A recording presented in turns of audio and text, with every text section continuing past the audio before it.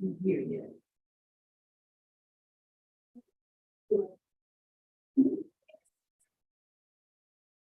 I think you're the first one again. Yeah.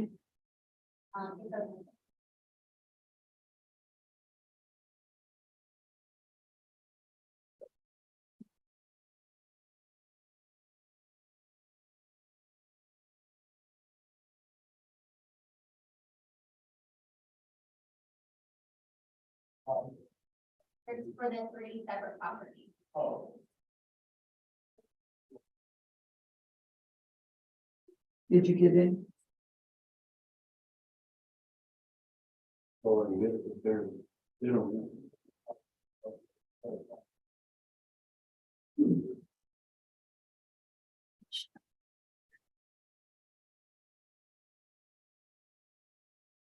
What the hell did I go to guy? What are you trying to do? You're trying to get in. Hearings.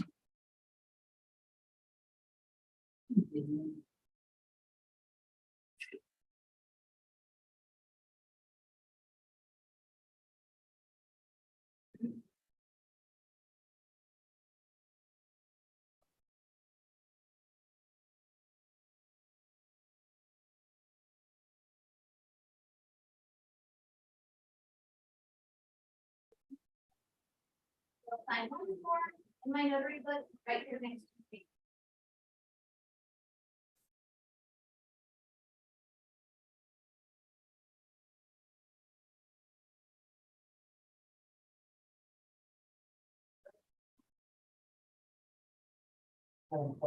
Yes, it goes to me, and that's it.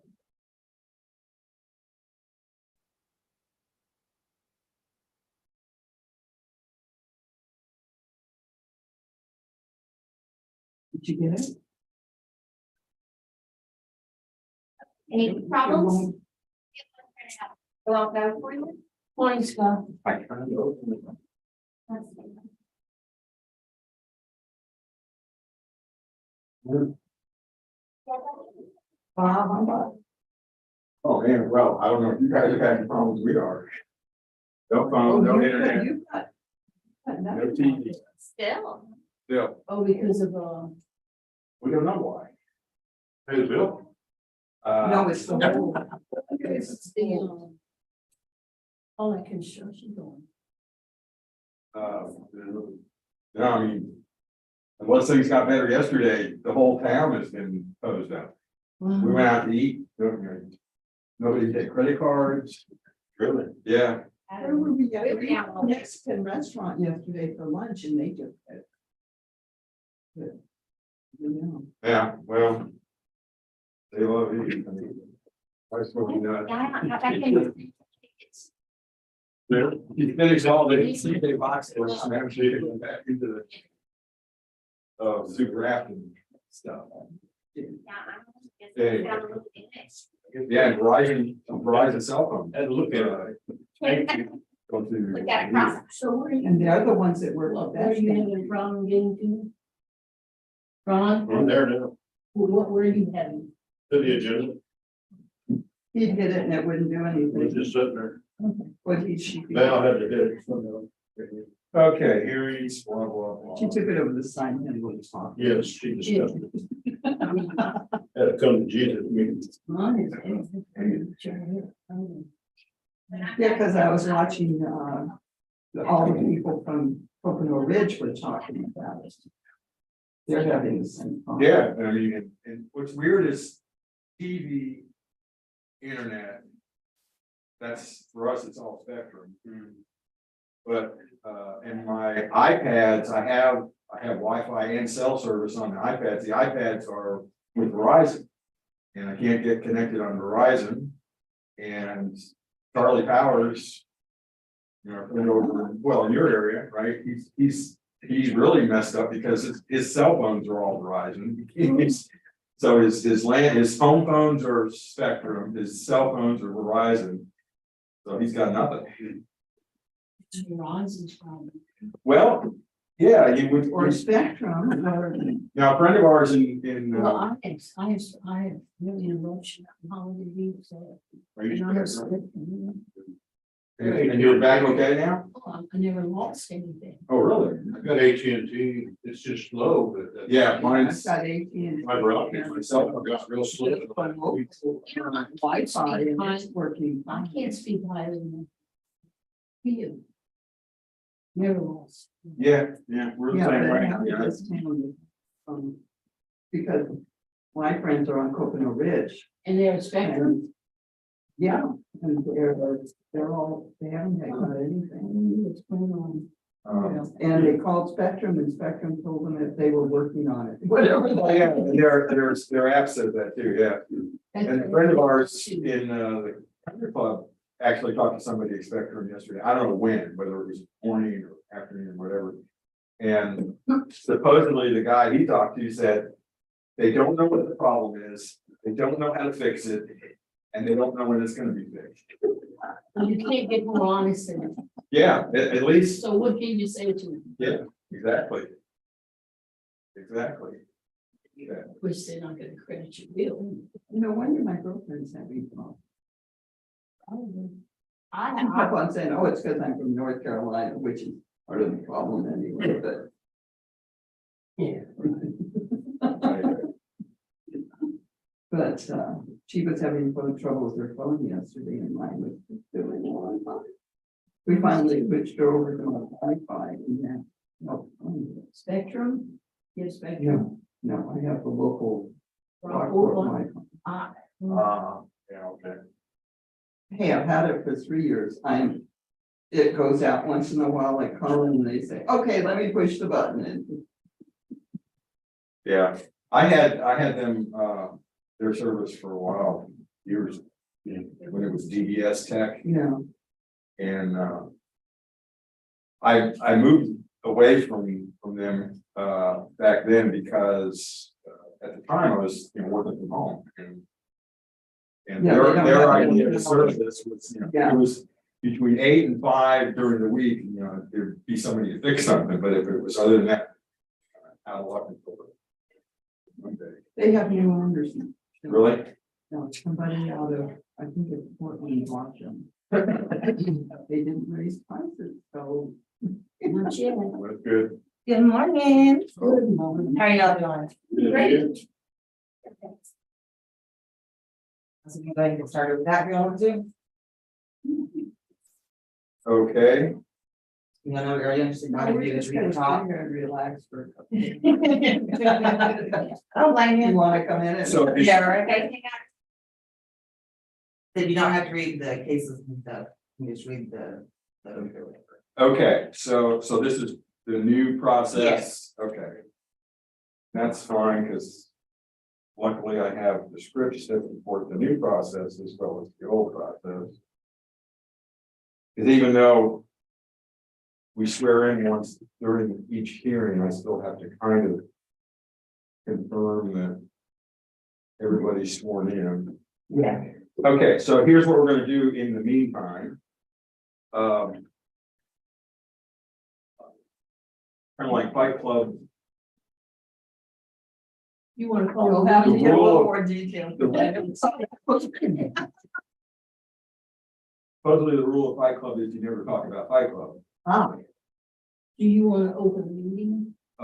He's talking about Fight Club, as we already broke that rule.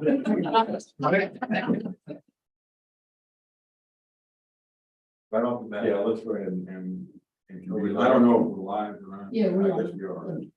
Okay, so, And we do have a quorum. all right, Yeah, you're good to go.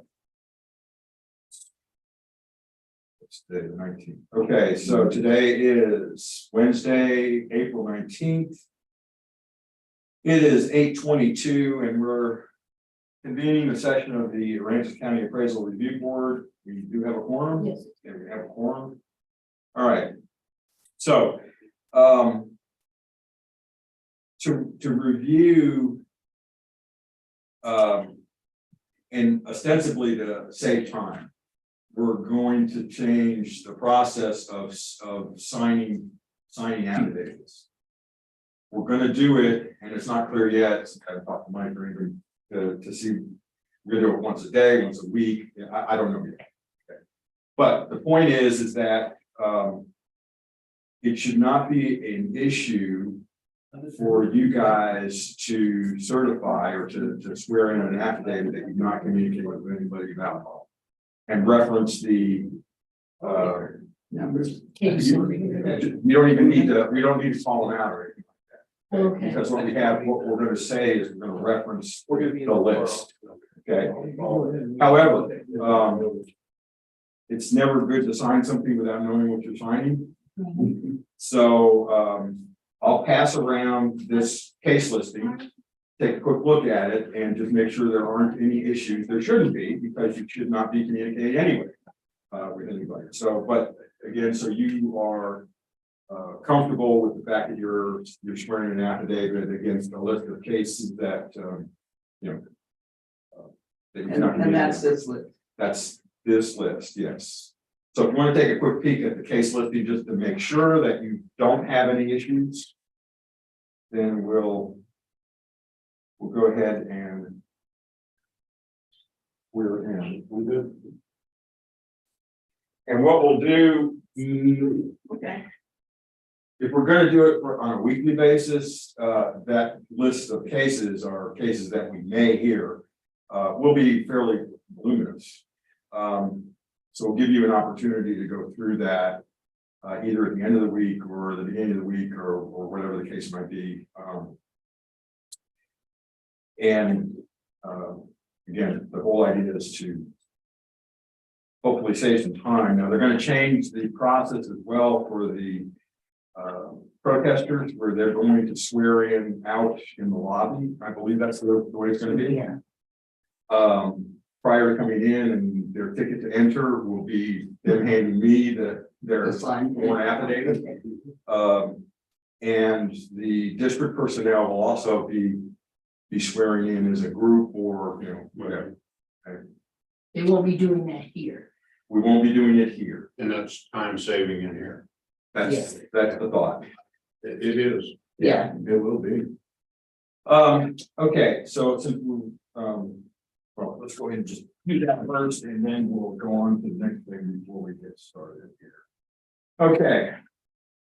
So there is a statement at the beginning. I, Scott Weigert, have not communicated with another person in violation of tax code section 41.66F related to hearings referenced in the attached case listing file for the day of 4/19/2023. Okay. You can give us a copy of that. Because we're. You're gonna sign it. Yeah, I hear, but. You have it. You wanna see if Yeah, I that wanna one's have right that. now? Yeah, We can. That's okay. I favor, do solemnly swear that I'm not communicating with another person in violation of tax code section 21.66F related to hearings referenced in attached case listings for the day of 4/19/2023.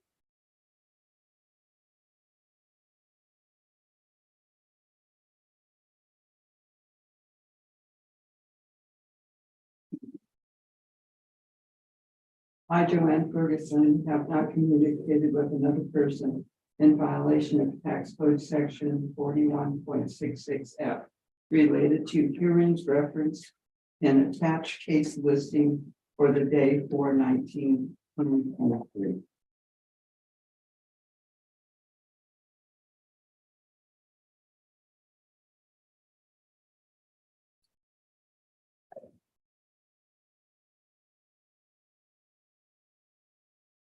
yeah, I'll talk about it.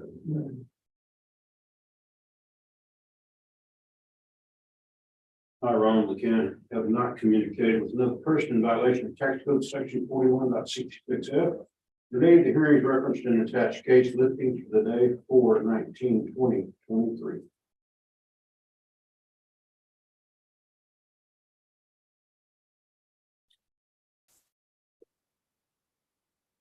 Okay, another procedural change, which you'll notice.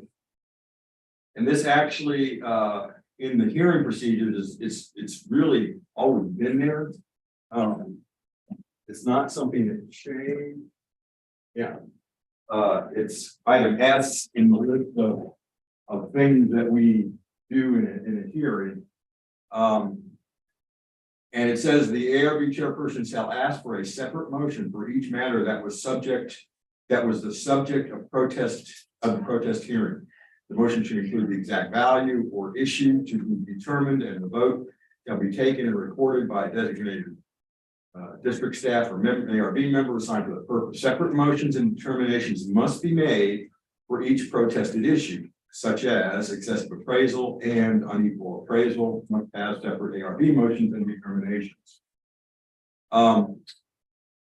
So in the past, what we have typically done in the motions, because, and it gets a little odd to deal with, because used to be on the protest form, there were two separate boxes. Market value and equity, okay? And then, and so on our case listing, and as we go through hearings, Q1, Q2 is market and Q2 is equity, right? We will come to some determination, either no change or change, but we haven't made a big distinction between whether the change, if there is a change, is because of market value evidence or equity evidence. Okay. And we made one motion. Now, we, and I chatted with Judy Hardrow about this, really do need to have separate motions for each item. And so what's going to happen, and Peggy and I spent a bit of time yesterday, you indulged me to go through this stuff, come up with a template, and part of the reason we'll talk about it now is because if Peggy's not here or somebody else takes over for her, you just need to be familiar with the motions that are made. Now, what we have, and Peggy, what I did is I asked Val to print 10 copies because I didn't know whether you wanted to use this form of the hearing procedure times or this. And the idea is that if it works out for you, it is your call. Whether you want to use this form and just check things off as you go through it, or this form and check things off as you go through it, and so on. All right, so the motion text, and these are primarily, for motions dealing with value, market and equity. So, and there will always be two, because what complicated the situation is in the 2022 protest form, they combined the two checkboxes. And there's no way for the property owner to particularly say I'm protesting market or protesting equity. There's just one checkbox. Okay, so the text that Peggy will probably focus on starting with is something like this: regarding the protest of incorrect phrase, market, sales, or sales value on case ID and account number, I move that one of two things: either there is no change based on market value, or two, the appraised value is changed to, and specify what the new value is. Okay. And then similarly for equity, regarding the protest of appraised value is unequal compared to other properties or equity on case ID and account number, I move that either there's no change or that the appraised value is changed too. Okay. So we'll have, Peggy will be reading, each motion, we'll do a motion, we'll vote, do the other motion, we'll vote. Okay. And it also becomes more incumbent on me, and it's one of the reasons why we, in the preamble or in the scripts, we verify what is under protest. Because in addition to the value, there can be 12 other possible protest things. And a number of people and agents in particular may check everybody once, right?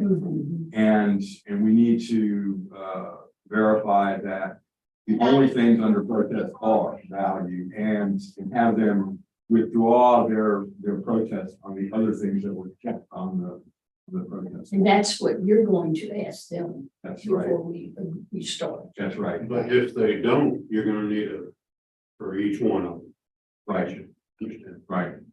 So if they don't remove those, We got a motion for each one of them. Right. then I have to make a motion for Yeah. all of these.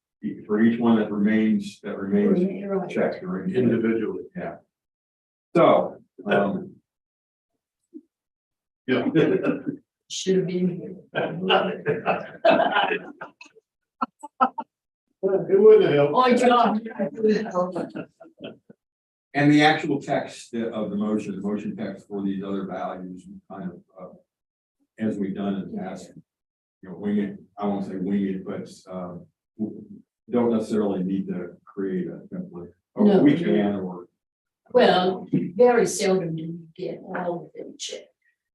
I mean, it happens, but most of the time it's about, On that form there, is the text printed on the back side of that same sheet?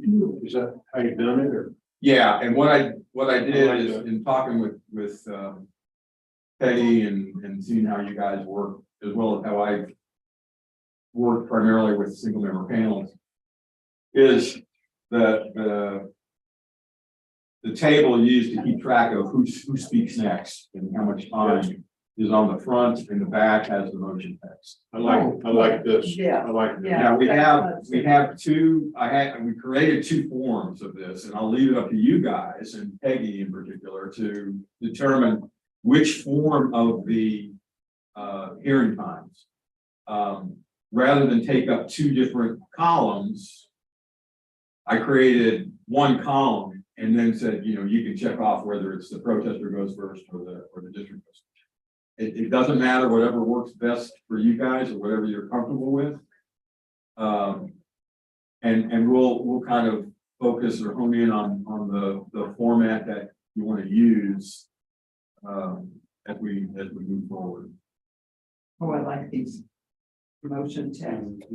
That makes it so much easier. I know that day I did it, it was really hard getting it to make sense.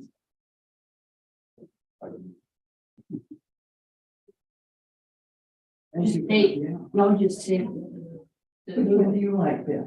Well, I don't know yet. Oh, okay. And that's why I had Val print out 10 copies to use Yeah. today. We can figure out which one it works. I myself, I like this one, but that, so I can keep it square in my head. And I have a question about, is it necessary for the secretary to do this? Or can someone else keep the time? It's up to you guys, okay? It's not required. There's nothing that says that Okay, you have the responsibility to do that.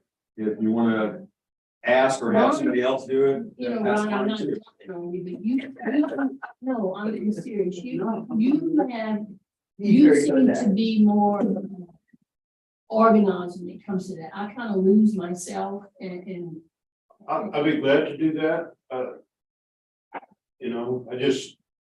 It gets to me when we start running over time and losing it, and I'm putting the foot down. well, and I'm gonna try it and see how it works, but I get a little confused because you see, first of all, it was like, okay, you have 5 minutes, and then I would say, okay, now you have 5 minutes, but it was the 2 minute after cross-examination. Yeah. Whoever went first, Right, that's what I would say, okay, you have And- 2 and minutes that's- to cross-examine, or you have That's why I 7 like minutes, that. yeah. I could track it better in my feeble So mind. I'll try it. If I run into a problem, I'll. Not a problem. I'll be glad to, but, and I actually made a third version of that chart, which may not be Right. helpful at all, which is to combine, because when you get into the district cross-examine, for example, the protester goes first, the district cross-examine and the district presentation. Cross-examine is 2 minutes, presentation is 5. Now, that's a total of 7 minutes. And it's not our intention to say, okay, if you only use 1 minute of the cross, you can, so that, too bad, you've lost that minute. Okay, that's not the intent. Okay. And I understand your desire to keep control over the time. We don't need to be terribly regimented, however, at the same time, just in light of trying to keep control of the meetings and not let things go way over. Yes, Okay. So, that's what gets frustrating when, you know, somebody's on a tear and here they go another. yeah. Yeah, Your time's You have to, expired. and you don't want to just cut them off, but you have to, It's hard to, yeah. because so I leave it up to you guys. If you want to have Ron do it, that's I think A-okay. that should be, the choice should be to the person who's doing it. Okay,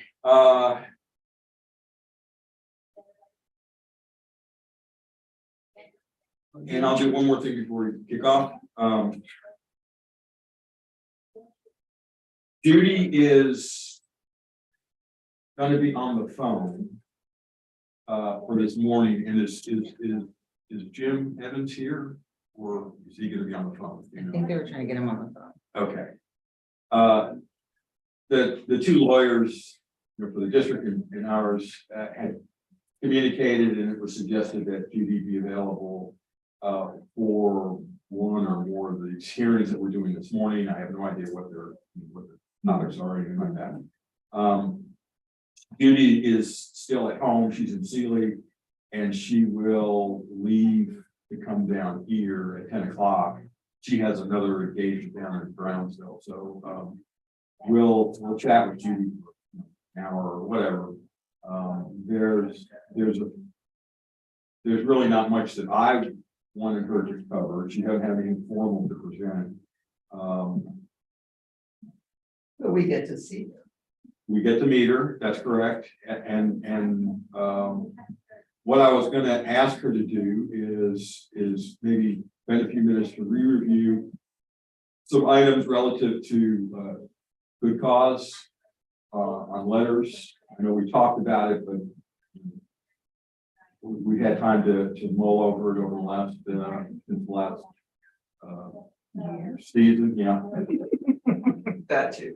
And I'd like to have a little discussion with her about the challenges of dealing with this business personal properties stuff for short-term rentals. It's not, you know, it's rather subjective, but we can talk about, you know, what are things that may or may not be things to look at or deal with in terms of a thought process as we go through dealing with those kinds of protests. I don't know if you guys have anything else that you want to address with her, and there may be things that come up as she's chatting, that's fine. Didn't want to make it real long, in time, you know, whatever, however things progress in terms of our discussions. Okay.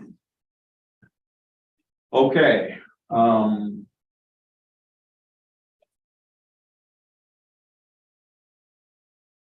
So let me my act together. I will need that. What was signed? You have it, the affidavit? Yeah, I will need that as well as any district one if you have it. Okay.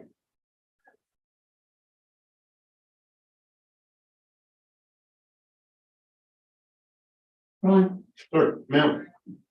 Don't scare me like that. that's, On second thought, let me not practice it, just turn it over. that's like Tom, this morning, he was standing in the dresser, I said, Tom, he said, whoa, you scared me. You know, what would you think was? What was he thinking? He was standing there getting his building together, you know. Scared me. I'm like, well, you don't always hear me. So I go out. Yes. I'm gonna try it. And if I run into a problem. Not a problem. Are you gonna use this No. or your phone? There you I go. don't. That's so much easier. I've got all the times in there. I don't know if you have already. No, I do. You can add the times in there. Under, You click on the app. On the Yeah. timer app. yeah. Sorry. You have one on top. And then Thank you. you can. Hit Under the plus, time. yes. And then you hit the plus button. And you can add your. Yeah. 2 minutes, 5 minutes. And just let you know, you'll be having Everything in there. minutes And that's Last stay there. meeting, Yeah, See, like, and that's what it looked like. I would once you get it like out. to go ahead and And then all you deal do with is the just hearings, tap on and it. then we'll cover the minutes and the other administrative kinds of stuff. okay. And I'm gonna go ahead and dial up Judy. Is Jim gonna be? Not that I know of, you know, they're in informal, there's a chance they could settle. But, so we're not for sure there'll Okay, be a hearing. That's what we were thinking, Oh. of the minutes and stuff. yeah, Wait. okay, I accept it. However, I'll also bring up, another item. In the, somebody had a copy of the protest form. You did. I do. Yeah. Okay.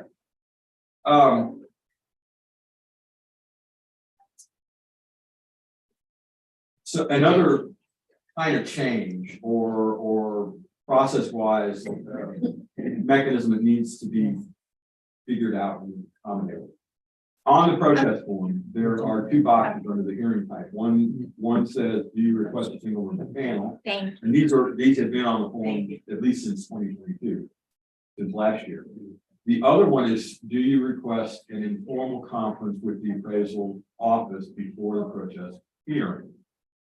Now, how the informal conference is executed can be. It's not specified in the code exactly how and when, aside from the fact that if somebody does request an informal, it does need to occur and it needs to occur before the hearing. Now, whether it occurs weeks before, a month before, or right before the hearing, it's not specified in the code how they do that. So, in cases where there is a request for an informal conference, the district will, and correct me if I'm wrong now, Okay. the district will verify based on the protest, that the submitted protest, that there is a request for an informal conference and that it did or did not take place. If it did not take place prior to the hearing, they'll give the protester the opportunity to have an informal conference prior to the hearing, okay, which, as I gather, is what's took place here. Okay, that protester requested it, and they're off doing that. Okay. The only impact is, and it's not really a big impact, is the order that hearings that protesters are heard. We have to use a first come first serve order. However, that may get perturbed by having to take, Ron comes in first and Joanne is next and then Peggy, and Ron wants an informal hearing. Joanne doesn't or hadn't requested it, okay? Now Ron goes off to do his informal hearing and then we would go ahead, you become first, right? And then when Ron comes back, if in fact it didn't get settled and we're gonna have a proceed with a hearing, then we kind of slip Ron back into the queue, so to speak. So when I get my yellow forms, I check that one if I want an informal hearing. Yes, Okay. this is the state form. Gotcha. That, I'm gonna check it, yeah, 'cause I know it's coming. right. And I don't know, yeah, okay. Yeah, and we added that, or I added that word generally to the letter where it says generally on a first come, first served basis. Yeah. Okay. Yeah, we changed the package, man. Now. Okay. We discussed. That they checked it, but they wouldn't get one. Right.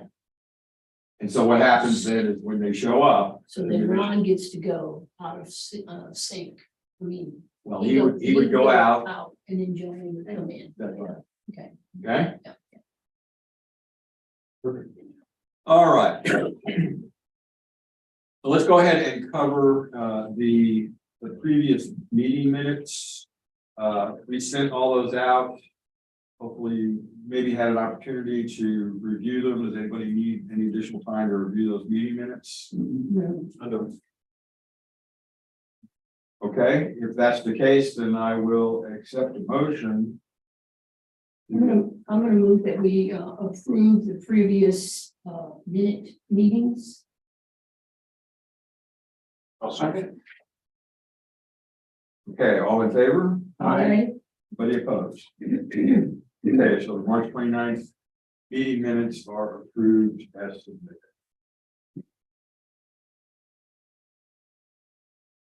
Let's see, is there anything else we can?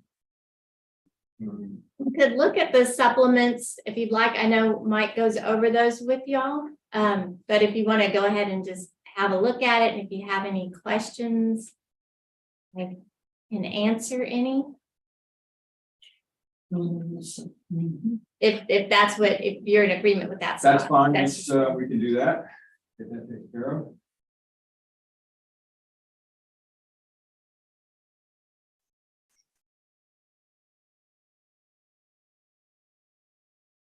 Project performance under their own. They're on the. You found them? On the Yeah. April 19th, yeah. And then what it's on, let's check.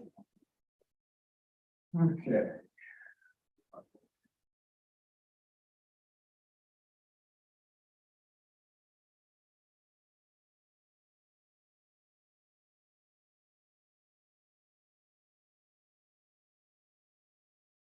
Okay, so the certified role changes to assessed value groups 460 and 468.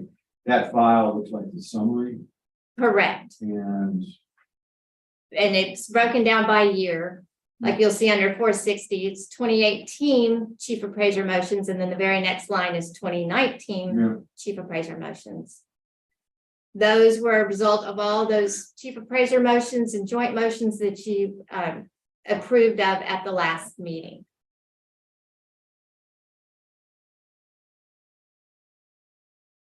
So this is already been approved. Yes, they don't go through the supplement until they're approved. And then you'll see at the bottom of that group 460, there's a 2525E, which was a motion that you heard and approved. And so that's how much the role was reduced due to that.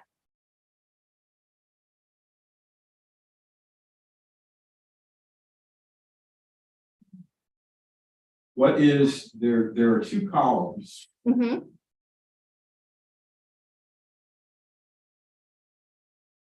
So the columns, What's the difference between the two columns? yes, so the first column is the listing of the year. So like in 2018, when there was only one change, then it just goes straight across to a total for 2018 of 1390.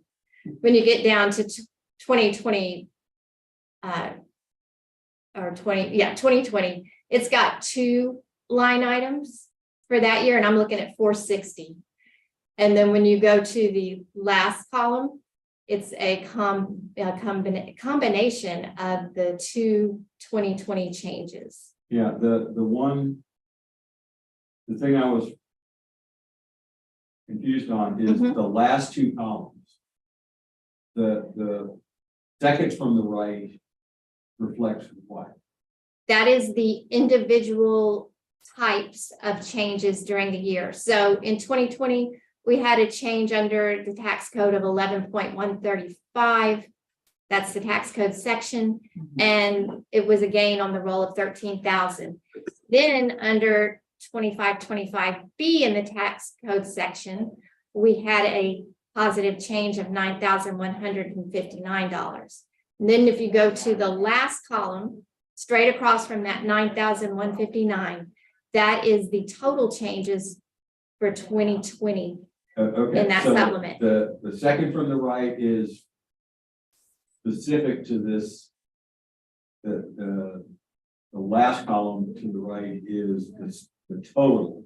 Correct, per year. per And year. I can put a column heading in there. I'll make a note to do that. Yeah, it was just, it was It kind just, of, yeah, it helps. Yeah. because I saw 34,260 on that, on the ARB approval line, the last one, and 178,856, and it wasn't clear how, what the difference between those two was.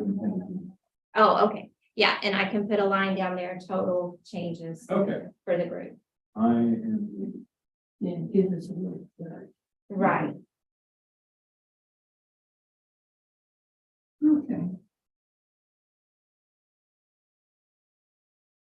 okay, I personally am good with the rule changes and don't need to go into any of the details. You need a motion? Well, let's wait for Mike in case there's anything he wants to point out or say in regard to it. Okay, that's good. Morning.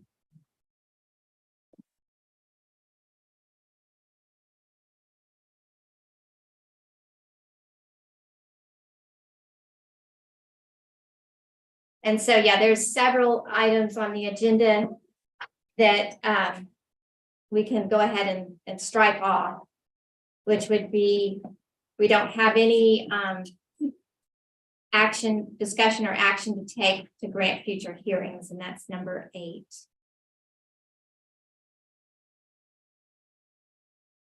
We don't have any letters to be read, which is number 9. Do we have any citizens? Anybody in the? Let me see if anybody's in the Zoom room.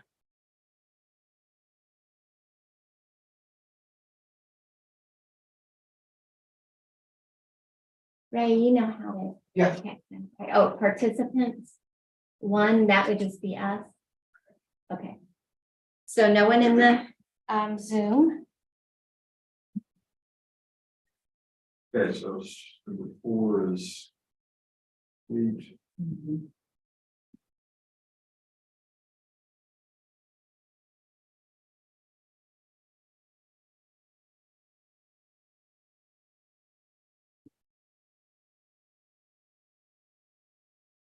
On the back, the last of those, except for adjourn, we do not have any chief appraiser, property owner, or joint motions for this meeting.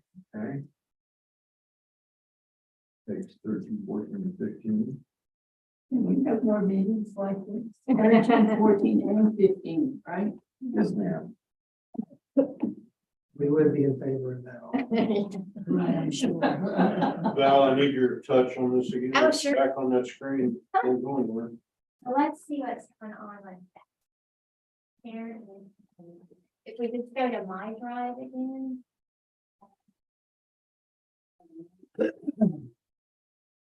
So what I suggest when it does this to you in the middle of a meeting, go ahead and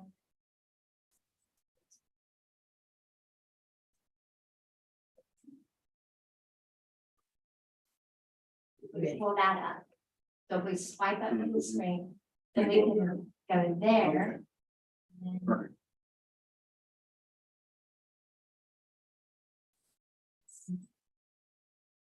Thank you. Sure. Thank you. Hello, Judy, this is Scott. Hi, Scott. How are you? Good, good morning. We are kind of in a holding mode at the moment. We may or may not need to involve you in any discussion. Okay. So I'll leave it up to you. If you'd like to just stay on the phone, that's fine. Or if you'd like to, we call you back if we need. And I will call you back in any case to let you know we're done. Okay, just as long as I can know by 10 o'clock, I was planning on leaving. Yep, Around 10. yep. So I'll just wait, and if you don't, that's great. And I don't know if you will or not. Here.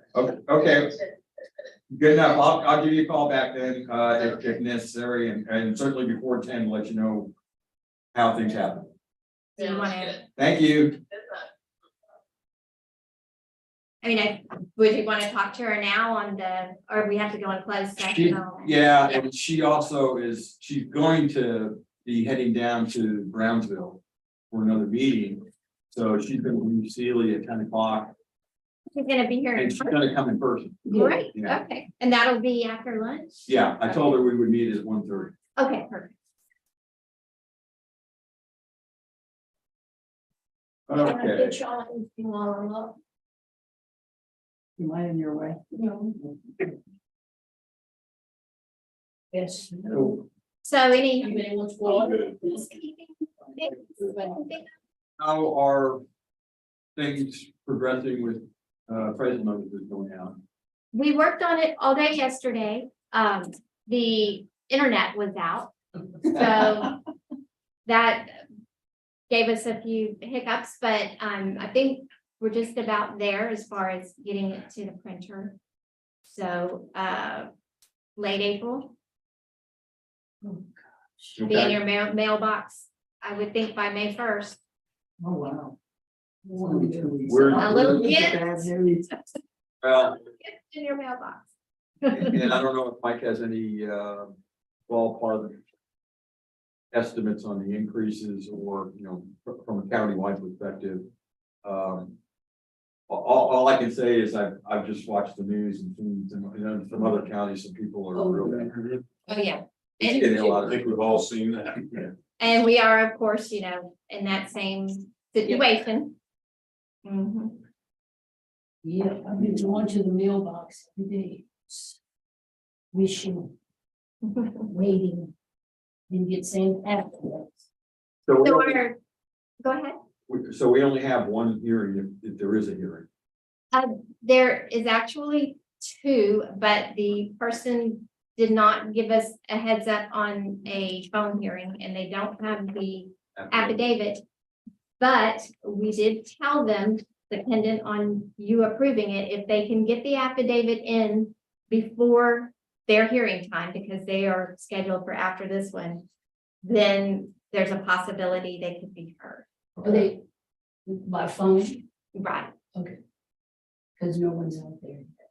So I don't know if you want to go ahead and entertain the thought, if that person is able to get the affidavit to us notarized, would you be willing to do a phone hearing on that? I personally have no problem with that. Okay, We're here. yes. One thing I want to let you know, we were, and Ray was in on all this. When we start the notice process, we get our dates and we know, we're thinking that are going to put the first date for hearings on May 22nd, which should be a Monday. Oh, boy. May what? 22nd, let me get my calendar to be sure. That is a Monday. Okay, then that's it.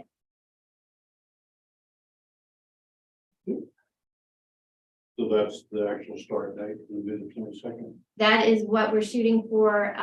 We have to have that 15-day notice time. So thinking we'll be able to hit that date possibly. I mean, it is a little bit of a moving target. That's about where we're at. That's the word in the event. There wasn't an event. That happens a lot and we have to add it. You mean on appraisal notice printed? Are they printed? Did Well- did we do the run? Oh, we didn't do. No, We didn't, he didn't do it last night before he left or anything like no, that? we just selected. But a lot of times we have to add that event. And there's a thing exactly how you do it, because Okay. it's not an uncommon problem. But it wasn't done. No, because that's when we would actually do the run for the area, what we consider a Yeah. print. I have a question about a holiday. July 4th is on a Tuesday. Are y'all off? Is it a holiday on Monday? Or just? No, it would just be the Tuesday. And, but would we have a meeting on On- the 3rd? It- It's kind of up to you, and at this point, they can schedule around it if you guys would like to have. They're off, and maybe as an option, you could consider doing a Friday session. Yeah, 'cause Yeah. I'm not available 3rd. Mhm. I mean, but, in Yeah, terms of it- quorum, it's okay. It's a good point. It's kind of a tough weekend and Sometimes people are in town if they're out of town people, and Mhm. that might work out well for them on a Monday, but during the holiday weekend, but Yeah. there's no See what telling. what the people want, that's what it's about. Well, and so since we kind of know July 4th is what it is. What if I suggest that we do, Wednesday, Thursday, Friday? Would that be our Friday session? That's And that's required. It's a Saturday or an evening that's required. We just typically, Evening after 6, I'm not sure exactly what time, okay. but it's like. It doesn't apply to what we're talking about right now, but the code says somewhere during the protest season, we have to have an evening session. Well, or a Saturday, and we typically do the It's Saturday. Saturday, okay, either. So we could actually do Wednesday, Thursday, Friday, I'm good with Saturday. that, Wednesday, Thursday, Friday. Yeah, I am too. Either way. Yeah, let's just do it as, Wednesday, Thursday, Friday right now. We've got a lot of time Oh, yeah. to see Yes. how protests come in. Right. The key element that Val and the district deals with is the 15-day period, Oh, that they need to make Right, evidence available or give them a notice or a notice of hearing prior to the hearing. Okay? because some businesses give the Monday off. Yeah. Well, for Right, the holiday, for it, so. yeah. And then Memorial Day will be a holiday, so we won't have hearings on that Monday. That's the 29th. Yes. And I'm going in August, not the whole month. And maybe after that, it's me. and you're having surgery. I hope not. Say a prayer and I don't need it. Sure I will.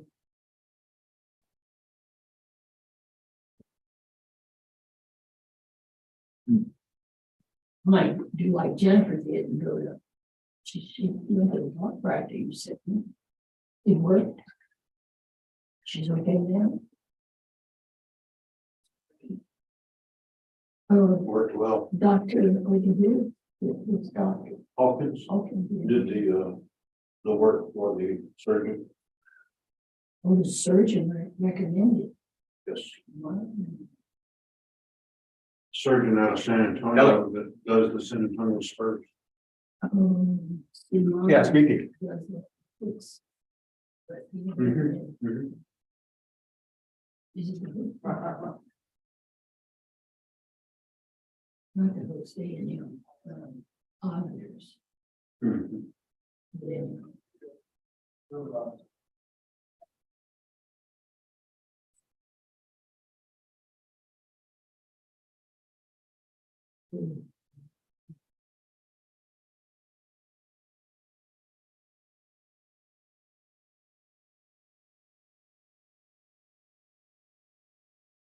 Val, do you know of any property up around Goliad that's available? And I don't know if the sign is still there, but we really enjoy going in on 2441. And a really nice little road, although they're putting in a big road. I think they're gonna do a solar farm or something out there. Gotcha. But 15 acres, kind of in the Sarco, Mhm. almost in the Mhm. little spot that they call Sarco. Yes. That's been on the market for a while, which has surprised me. Wow. I think it's Remax that I'll listed check it. If you see anything, let me know. Yeah, I'm in the market. Do okay. you go up to Goliad a lot or you live? We do. Yeah. Pretty much every Friday evening after work, we go and then we're They there have for a the weekend. ranch there. We have a little bit of acreage. We've got 20 acres. We had 10 for a long time and just a year or so ago bought the adjoining 10, which has been a real fixer upper thing, lots of buildings. It was an ostrich Oh, yeah. farm long ago. Yeah. They had, Ostrich. yeah, fences, cyclone fences. Yeah. So my weekends for last year have been cutting fence and yeah. But I love it because, Tom has a ranch up in Charco. oh yeah, Yeah, so that's just a little, if you go out 59 from Goliad, I think you would go through Charco and Sarco's. He's off of 81 going to Rooney Yes, on Chicken Creek Road. yes, I love that area. Yeah. We lived in Floresville for a long time. Oh, okay. Yeah, so. And he lived in Pleasanton. Ah. He used to work for, he'd fill in for the doctor in Forestville. I forget his name. Oh, okay. Dr. D. Oh, the veterinarian, Yeah, yeah. he's- Yeah, he filled in for him a few times yeah, while Houston took off, so Yeah, anyway. He went and visited with him a while back, and Tom is, my husband, okay, Reagan.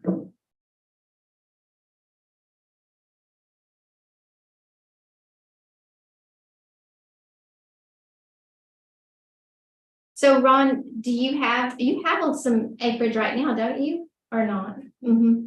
Out in Yeah. Lamar, is In it? Lamar. Uh-huh. Yeah, I sold my place in north of Refugio. I had 40 acres up there. Huh?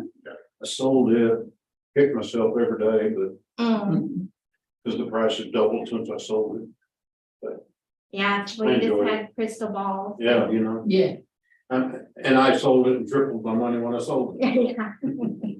you know, are but you wanting to run cattle on it, or, I don't care. you know? Place to go and get away. Mhm. Yeah, hunt.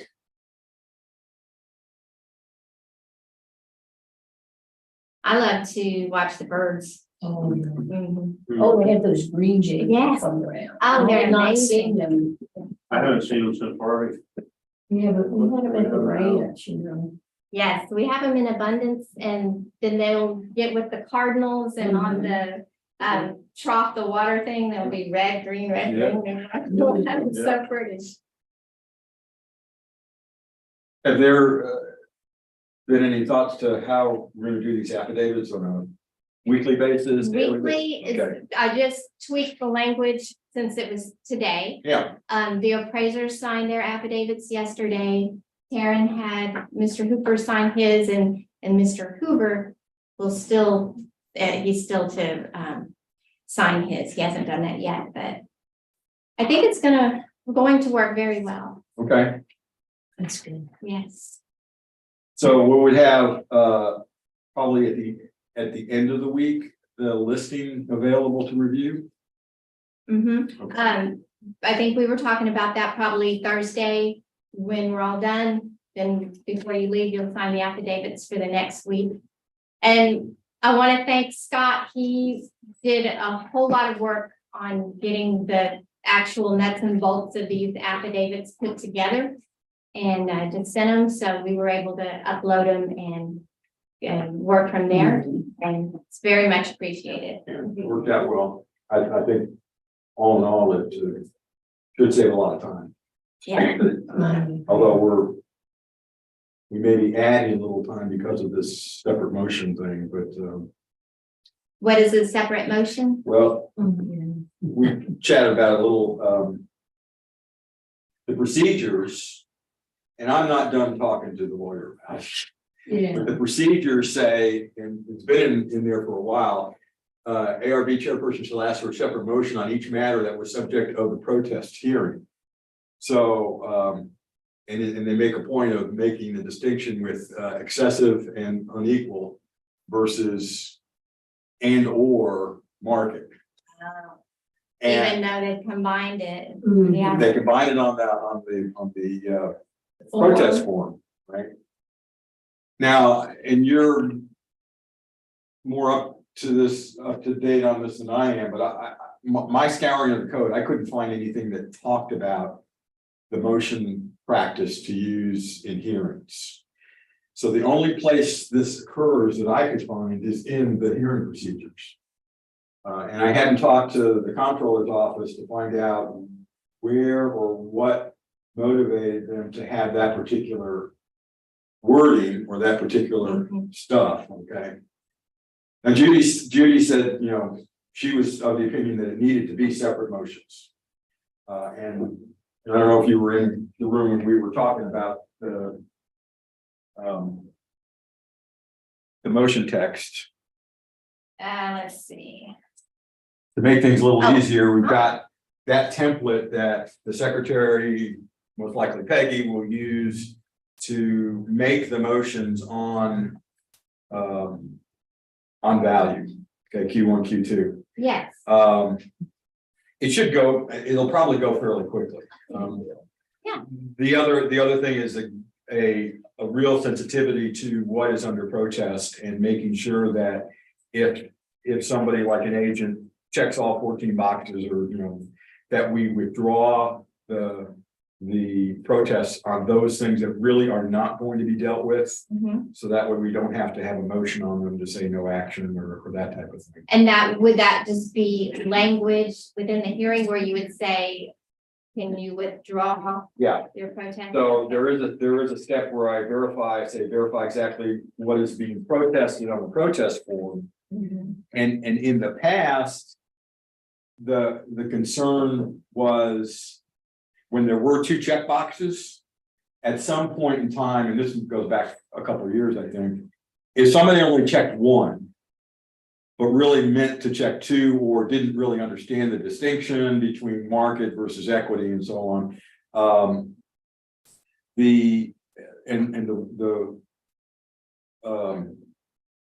The guidance from the lawyer says, you know, you have to be able to support a hearing on whatever they check.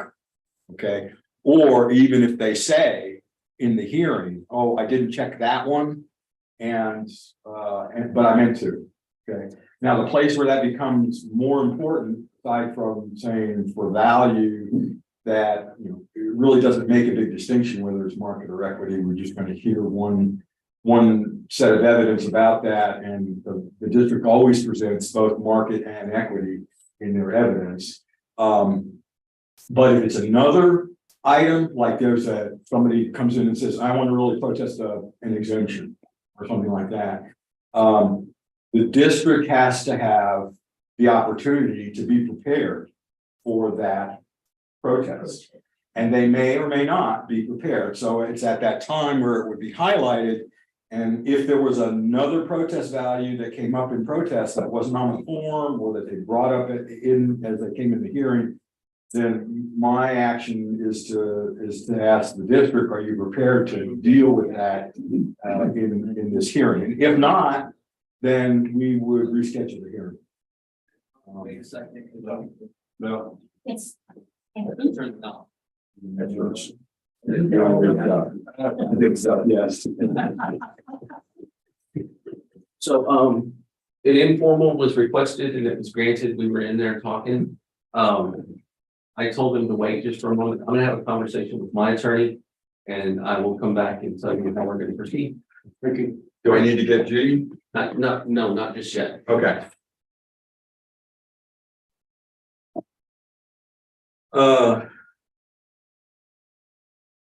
Yeah, so anyway, while we've saved a bunch of time with the affidavits, we may have added a small amount for having to do two motions. And I still haven't yet worked through the specifics on single member panels, because that presents yet another challenge, and that's why I want to talk to the comptroller's office. I don't, you know, they let's wait and see what the outcome is. they haven't necessarily, the legislature and certainly the comptroller hasn't thought through some of the implications of this. So the challenge with single member panels is, if I am the single member doing the hearing, there is no motion, because you can't have a motion on with one person. Right. Okay. And I just need to verify and validate what if there's any special language I need to have in the single member panel hearing to specify, you know, there was no action on market, there was this action on equity, or no change, you know, no change, whatever. And then in the recommendation hearing, I have to do a similar thing with a recommendation, basically presenting the recommendation which says market under protest was value, market and equity, and there was no change, market, no change, and this change for equity, have separate motions to accept each recommendation.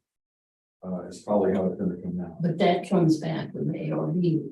That's right, Right. right. So after we have the single member panel session, that comes back as in the recommendation part of the hearings, where you guys vote on Yeah. the recommendation with the full ARB votes and the recommendation from the single member panel. So I still have to work through that. I haven't focused on it because I figured it'll be a little while before we have to deal with single member panels. And how did we do it last year? We gave one docket to when you came back from single member, or did it take a whole docket time to It run through did, that? the recommendation hearing went very quickly, okay? Mhm. Because there's, It's like one session in the morning or something, we knocked a lot of them out. yeah, it probably takes less than 15 minutes to go through 10 separate recommendations. Mhm. And that makes sense too, because in the recommendation hearing, the person who ran the single member panel hearing can't give a lot of detail. Right. Because then it perturbs the ability to have, if it doesn't get accepted, it needs to come back as a hearing for the full ARB, which is the only reaction, the only way that we can deal with something that doesn't get, a recommendation that does not get accepted, is to reschedule a hearing for the full ARB. Right. You can't reveal too much. Yeah, So we're just gonna go ahead and proceed. I was not able to get a hold of Jim. And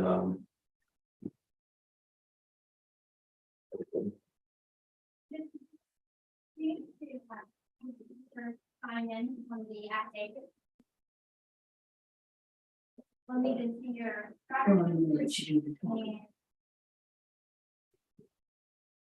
So we did. Yes. Okay.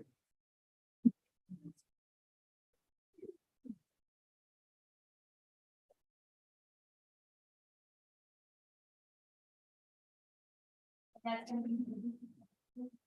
They will find print and they will find all the.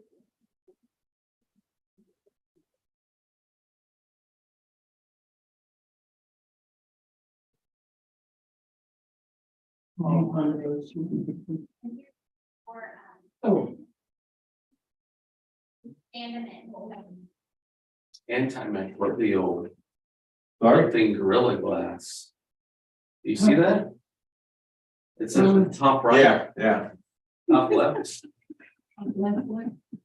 Antimicrobial Corning Gorilla Glass. In other words, no microbes will stick to it. Well, the ratings, Mike, we were in the process of going through the supplements, Okay.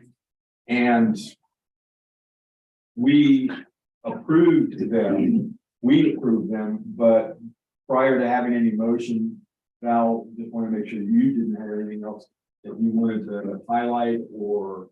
Okay, Talk and about we're live and open record, right? We are. Yes. Okay, so let me open up the supplemental detail. The supplemental detail, you have groups 460. You have group continue with 460. I guess it's only group 460 with the supplemental detail, so you're welcome to make a ruling on that. The changes for the supplement are there, and I'm able to answer any questions you might have. Yeah, It's 460 through 468 are the groups. Sorry, I stopped early. thank you. These are the other affidavits. Okay. And it's organized in, by group, and then there's highlight. You can see whether it's pluses or minuses, or some of them are zeros. Application typically. Right. So we didn't have any questions. It was just a matter of whether you had anything you wanted to highlight. Nope. Okay. So, Peggy, if you want to make a motion on accepting the supplemental pleasure records. I'm going to make a motion that we accept the supplemental summary of certified road changes and assessed value for group 460 through 468. As presented. I second that. All in favor? Aye. Anybody opposed? Okay, great. So that closes that out. Another one bites the dust.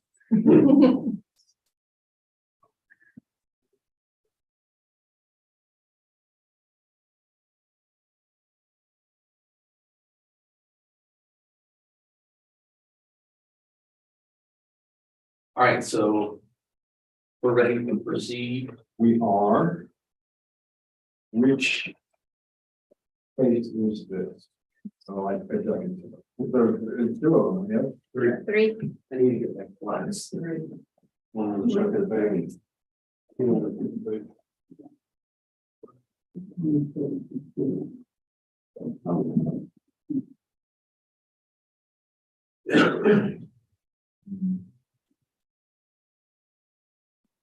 That's a good question.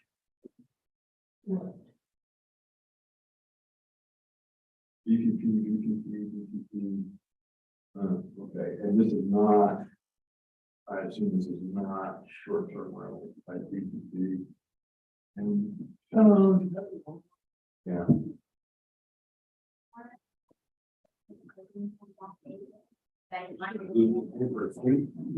Okay.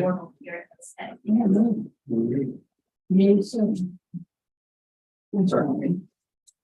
If you don't think we're gonna need some, you need input.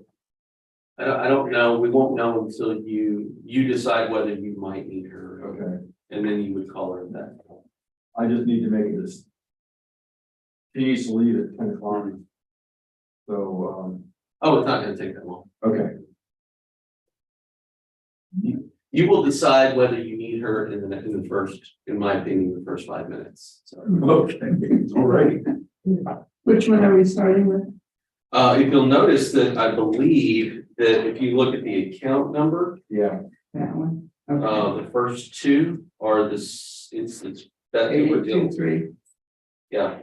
88234448.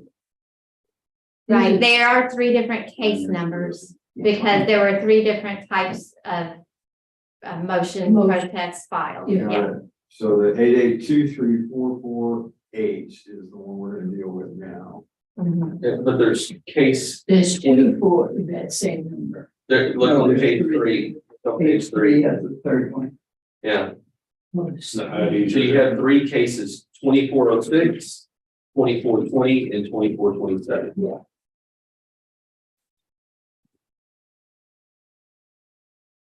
Can we deal with these as one? I think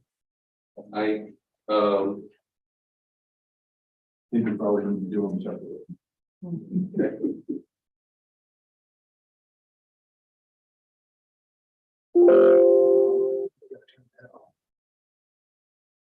Unless there evidence. Are you ready? Yes, ma'am, we're on. Okay, so this is gonna an agent, Jerry Hooper, and then the owner, Mr. Hooper. Very similar names. Is this They're for 88234448? yes, And three different cases, so we'll see which one we start. Three different cases. Okay, Yeah, fair enough. there's an owner's motion to correct, there's a 2525, and then there's an. Okay. y'all will have a How you doing? seat. Good to see you Good again. to see you. Yeah. And these two chairs right here.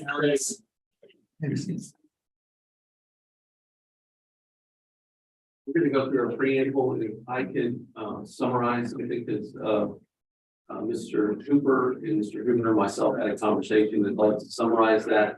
And then we can let you can talk to them about the case. Okay. That summary can be after I go through the. That's after the preamble. Okay, fine. I have some administrative stuff to run through. And, So we are going to commence potentially a series of hearings on 3 different cases. And I'll announce each one as we go into it. This hearing is being recorded and streamed live on YouTube. For brevity, I'll just summarize what's under protest. We have one hearing that is dealing with incorrect market value and failure to send required notice. We have another hearing that is a 2525 motion to correct. We have a third hearing, which is shown as other. That's probably because we checked the other blocks. I'm sure, yeah. That's called the multitude of sin block. And of course, the challenge on other is what other is. So, You should probably, case 2406 is the. 2406, okay. 2406, if you're looking for an order, the failure to send required notices, if I could. We're in agreement that would be the crux of the, That's the basis of a lot of it, yeah. Yeah. I think when you look, or, you know, like you said, for brevity for you guys, so we don't wear you out with the thing, basically, it gets down to a couple of issues, and that is one of them. okay. All right, so let me continue on. So we are the appraisal review board that'll be hearing the protests today, and we do not work for the appraisal district or any taxing entity. We are appointed to perform an independent review of your protest. At the end of the hearing, you may complete a survey regarding your experience, and the survey may be completed using that form, which is in front of you there, if you'd like to take it. There's also going to be a copy of that in the determination package that will be sent to you after the hearing to document the results of the hearing. Or you can take it online if you'd like, and information about how to take it or where to go to take it online is at the top of that form. You also have the right to appeal our decision, and appeal information will be provided to you in that determination package that you will receive, which details our decision. In accordance with Tax Code Section 41.45H, all written material and evidence that has not been provided must be provided at this time. So this is important. You have provided all the evidence that you're going to be referencing. I believe so. Okay, excellent, because we can't introduce anything else after we get rolling. All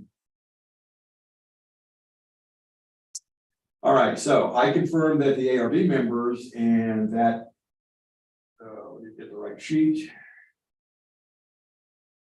Here we go.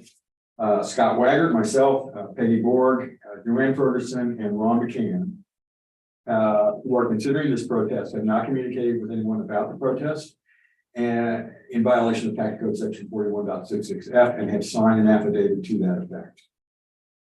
In accordance with Tax Code Section 41.67A, all testimony from all witnesses must be given under oath. And I am confirming that I do have signed affidavits, the required signed affidavits from Chris Hoover. I have several of them. Oh, that's one for each page you've got that broken out. And for you, Jerry. That's me. Jerry Hoover. That's right. 1, 2, 3. Okay, great. And lastly, I can confirm that I do have a signed affidavit from Mike Soto, who is the representative from the district, who is also here in this hearing. I'll remind you that all the evidence that will be presented, both from the district standpoint and from the protester standpoint, will be presented on the wall. It's also available here on the tablet if you'd like to, but it's probably easier to see now. I can see that. Yeah. I need to ask if any of either of you hold a license or certificate from the Texas Appraiser Licensing and Certification Board. I own a senior tax consultant license and have certification of an RPA with the TDLR in the state of Texas. And I also have a certified license before, personal property appraiser, actually out of Iowa, so. Okay, so is that the Texas Appraiser Licensing and Certification Board that you have? I don't think that, is that same thing, Mike? I don't know. Those are the ones I have. I don't know. If you hold an RPA, you hold the same license I do. Yeah. So he's certified to be, he's a registered professional appraiser in the state of Texas. Do you currently hold the license? I do. Well, then he goes through continuing education, just like all of our appraisers do. But he's not performing any kind of, in this case, he's not performing a mass appraisal. So I don't know if you. I don't think that particularly impacts this case. It does some. Okay, so I'm assuming that you're not appearing in that capacity. No, I am not. Ray, you were raising your hand? Just to say you finally had someone say yes. I know. All the same thing. Now what? Now. Yeah. I caught one, what do I do with it? Okay. Okay, I'll introduce the hearing procedure times, which are there on the wall, also were in the package that you should have received as evidence. However, because of the nature of this hearing, I don't know that we're going to be having to abide by specific orders and times of presentation.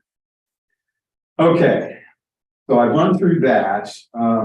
Let me go ahead and commence the hearing on case ID 2022-2406, account number 8823448, which is dealing with business personal property Hoover CC LLC. And under protest, we have incorrect appraised market value and failure, which is Q1, and failure to send required notice, Q4. Are you protesting both of those values, both of those elements? Okay. And it's important that, and we spoke beforehand, there was a requested informal for which we spent some time discussing. It's important that you know that the very first item is whether you will grant the hearing, grant the hearing. So you have a late, the district's position is that you received these items late. And you can speak for yourself, but I'm going to summarize what I heard is Mr. Hooper, on behalf of Hooper LLC, is their claim is that they didn't know that an agent was acting on their behalf. That's it in a nutshell. May I? Yeah, absolutely. That's what I'm saying. Our claim for that particular thing is that this is an airplane, so it's probably something different than you all have had to encounter. It's kind of a crazy thing.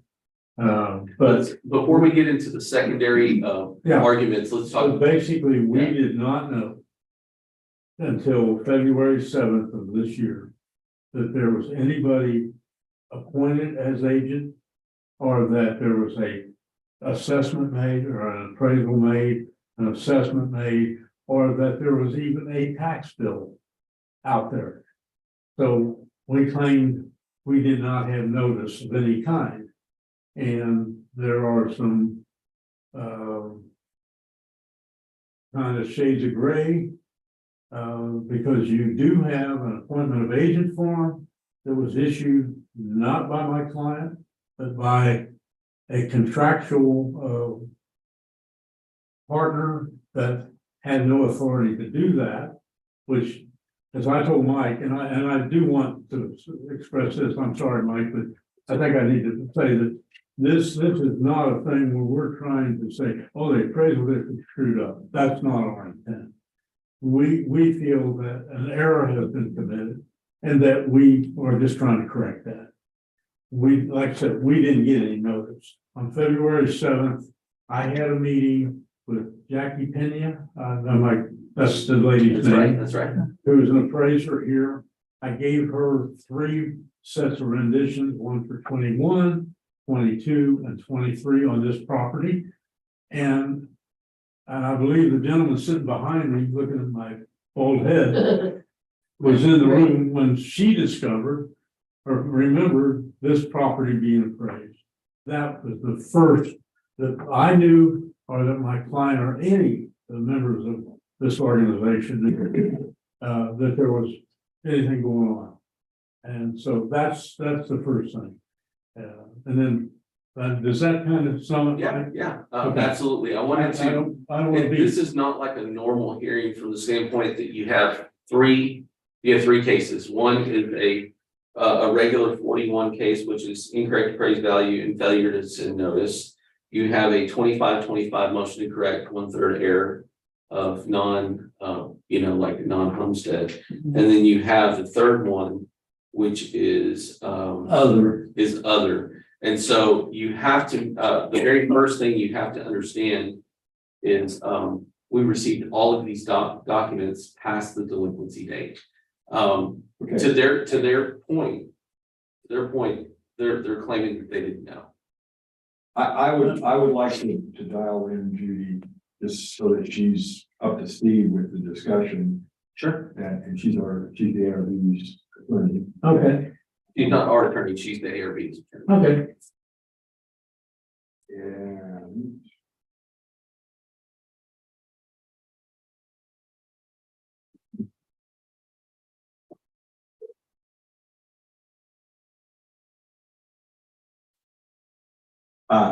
didn't think about Yeah, that. didn't think about that. Hey Judy, it's Scott. Okay, can you hear me okay? Okay. All right? I certainly can. This is Judy Hargrove. She is the attorney for the appraisal review. Hello, Judy, this is Jerry Hooper. I'll see you tomorrow.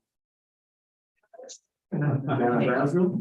Yes. Okay. Are you in the room, Judy? Okay. Okay, I decided I'd like to get you just involved here from the standpoint of understanding what we have some protests on. We have three different protests that deal with business personal property and one yeah, they're all business personal On property. one account number. Yeah. One airplane. And now, the gist of, and I'll turn it back over to the protester and Mr. Hooper. The gist of the issue revolves around the fact that these are all late protests from the standpoint that they're certainly past the typical delinquency dates, but they may have some explanation or issues to bring forth relative to not having received or not knowing about the options available for protesting. Okay. I should just listen and Okay. then. I think that's appropriate at the moment. Okay. So we started off by opening the hearing on case ID 2022-2406, which had two items of protest. One is incorrect appraised market value. The other is failure to send notice. And I guess one of the questions I have, Mike, is what would typically have been sent for them to react to, or that they might claim they didn't receive? Well, I'm sorry, say that one more time. What would have been sent that they didn't react to, or that they claim they did not receive? Well, So this is a rendition, right? yeah. So what we have is an agent, a property agent form. So you're gonna have to ask if they want to go first or we want to go first, like in the order of things, but I'm glad to go first, or Mr. Hooper can go first. It doesn't make a difference. We're gonna both sit, be saying the same thing. Yeah. Okay, or similar things. So if I'll go first, I'll present this evidence, so I can get you through a timeline. Thank you. And maybe that'll answer your And question. then Ron's gonna keep the time. Okay, that sounds great. Ray, do you want to pull up ACAD evidence number 1?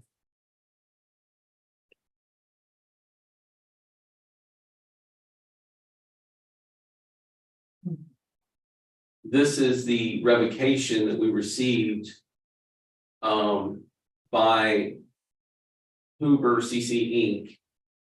of Lono that was received in February of 23. So the claim by the property owner's agent and the owners like, hey, we didn't know that Lono was working on our behalf. So that's just a point that you just need to know. If you can bring up ACAD evidence number 2. You can see that this is a, and this is the secondary issue. This is just showing the date. And it's showing that there was a payment, but it was past the delinquency time. You can see that that's 2/28 of 2023.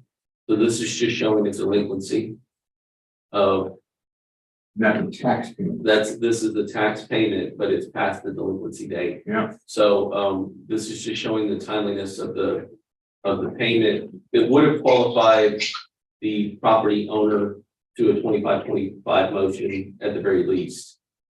Evidence 3 is the business personal property card with a valuation of the 607,340 on it.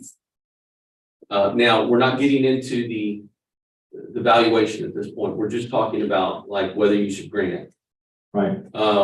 How was this arrived at? Well, we subscribe to a business listing, so an aircraft listing. We have aircrafts, which ones are in our area, then we start to try to contact the owners.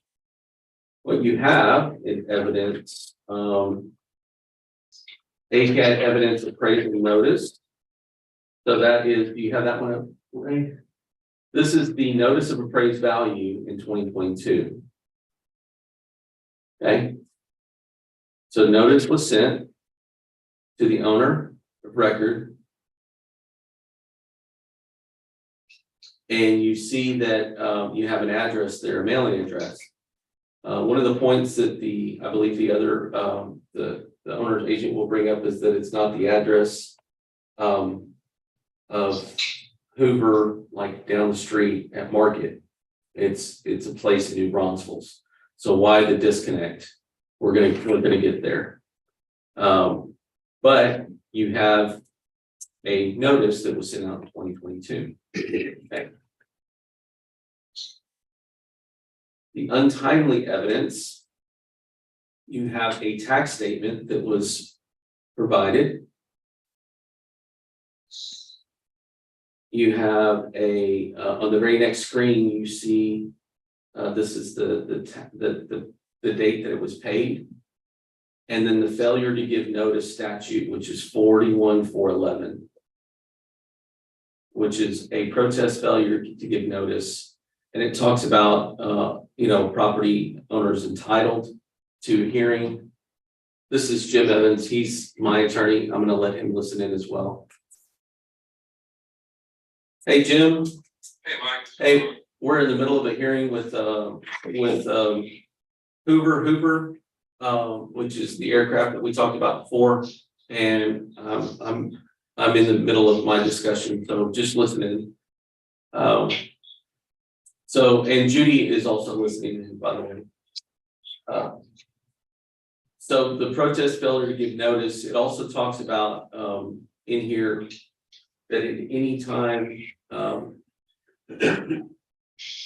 person is they're claiming a failure of notice. Notice that the date that Hooper filed something, the receipt date was February 13th. In my discussions with Mr. Hooper, he was retained by Mr. Hoover in October of 22, which was past the appeal season. We have on record, we have an agent of record in 2022 of Lone Oak. Now, Lone Oak was the agent of record acting on behalf of Freedom Jets. Now, Freedom Jets, okay, just, okay, Freedom Jets was the broker at the time of purchase, and they managed, go ahead. Were they broker as well as the operator? Yes. Okay. They were the broker as well as they had what's called control and custody, or custody and control of the aircraft and its operations. During an allocation, what you have an allocation form. You have an agent of record that submitted, hey, I'm the agent for this asset, right? This account number. That happens all the time. Subsequent to that, you have an allocation of value that's submitted by the agent of record, and it is, it has the address of the New Braunfels address on it. So as far as we're concerned, we have an agent of record in place that's given us a value. There was discussion between the agent of record and the district during the protest season. And there was a allocation of value that was rendered by the agent that was accepted by the district. And there was an address associated with it, and we moved down the road. We didn't know, neither did the property owner or the property owner's agent know. Property owner's agent. Right, they didn't know, but Mr. Hoover didn't know that somebody was acting on his behalf. And so that's gonna be their claim. Where we're at right now is we have an agent of record for which we have an allocation of value, for which we have an address that was submitted, for which we sent out a tax bill, and now you have your past the delinquency date, and you have Mr. Hooper filing a delinquent protest, and you have to decide whether you're going to hear it. Yeah, can I ask what is the obligation or responsibility of the owner, of the agent of record to communicate with the owner? Yeah, I think that should be, yeah, go ahead. I'll answer that. I think the obligation is both ethical and moral, but there is no statutory obligation that I see for an agent to communicate once appointed, unless it's otherwise agreed between the property owner and the agent. In other words, you know, it's like, I think it's appropriate, but I don't think there's any statutory requirement for him to do that. Let me address something. Regardless of where the notice was sent, where the tax bill was sent, and just for the record, I'm Jim Evans. I represent the Price District in this matter. The owner had a duty to file a protest before the expiration of 125 days after the tax bill was sent. And I think 125 days have run. So the district's position is, once the tax bill was sent, and I believe it was sent to the correct party, then the owner has 125 days to file a 2525 motion or to file a protest failure to deliver notice to which the owner is entitled.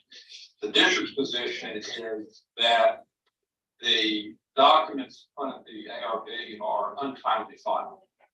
So we're asking the ARB to dismiss the proceeding. Actually, dismiss, I think there are three things before the ARB. We're asking the ARB to dismiss every on the basis that everything is untimely filed. Yeah, absolutely. Yeah. And I'm taking a lot of time to explain our side. Yeah, and part was as a result of the questions I had. May I address what Jim just said? Yes. Jim, I agree with your 125 day, but the appointment of agent form that was that we're using for the previous agent in this case did not have the tax bill sent to him. It was to be sent and marked on the form. It was, they left that checkbox open to be sent to the taxpayer themselves. My client, Mr. Hoover, did not even know until February 7th that there was a tax bill out there. So we feel that the date, the 125-day period did not start until February 7th Of 2023. of 2023. Excuse me, but So it's tax was sent to the agent. That one check mark on that appointment of agent form on page 2, down where there's 3 boxes there under, I think it's under section 2. There's one that's, you can see right, we'll go ahead back up. Yes, see the 3 boxes there. They checked the first 2, but they failed to check the third one, which would have sent the notice, the tax statement to the agent. And that did not happen, nor did Mr. Hoover or his any party involved in the aircraft get any kind of tax statement. And as a matter of fact, had it not been for the appraisal district, including the tax statement and the evidence package that they furnished us, we would not have, still not had a copy of a statement. We only would have a copy of our payment that we made in lieu of the total tax and only what we thought we owed. And you mentioned that Judy was on the call as well. Yes, she's on my cell phone over here. Judy, can you hear Jim? You're making notes, so I think I understand the situation. But just, Scott, do you want me to comment on the? Yes, I would. Jim, can you hear Judy okay? Okay. So, I understand, Mr. Hoover is saying that, on behalf of his client, that, the 125 days begins from whenever they realized there was a tax bill, or they, I guess, obtained a copy of the tax bill. That's February 7th, apparently. I may have the dates, no, not quite right, but I think that's the gist of what he's saying, that the 125 days could not run from the date the tax bill was sent. I guess my problem with that is, my comment on that is that the tax bill was sent to the owner, and under the agency designation, that was proper. So I would say that the 125 days, my advice is that runs from the day the tax bill is sent. This is Jim, the agent form under step 4, if they check all the property tax. And that has to do with the things the agent is authorized to represent the owner for, and they check all property tax matters concerning the property identified. So, I mean, I see where all communications from all taxing units left blank, but I think what takes precedence is where they check all property tax matters concerning the property identified. The agent represents the owner in those matters. The tax bill, of course, is a property tax matter. So the district takes a position that notwithstanding the blank unchecked box, that the agent is still authorized to represent the owner in the delivery of the tax bill. And so the tax bill went to the correct place. So what are you saying, Jim? That you're saying that you believe the 125 days runs from the date of the tax bill? Yes. The, Uh-huh. the owner has something to say. I'm sorry. So, okay, go ahead. We still, Yeah. I still have never seen a tax bill, oh, well, wait, back up. Did not ever see a tax bill until I got it from Jared, went in the packet, right? Yes. What, I don't know that they ever got a tax bill either. Right? We're saying that they, Prior agent. the prior agent, who I never authorized to be my agent. I understand the appraisal district doesn't know that, but my signature, I am clearly the owner of the airplane. And I have no signature on this form anywhere. And we don't know that they actually received a property tax statement because I never got one from them. So we're saying that the 125 days starts from when they got a tax statement. I don't know that they got one, because I didn't get one. I didn't get one from you, I didn't get one from them. So, and again, they were unauthorized anyway, but that's not my point really. Yeah, the hard thing is, and I understand Mr. Hoover's point. Like, hey, nobody ever told me that they were gonna represent me. This broker, took liberties. But some agent said, hey, this is the value of an asset. And we had a communication for which we have a value. We do have a tax statement with Hoover. It has New Braunfels address, but that address was given to us by the agent through an allocation of an aircraft.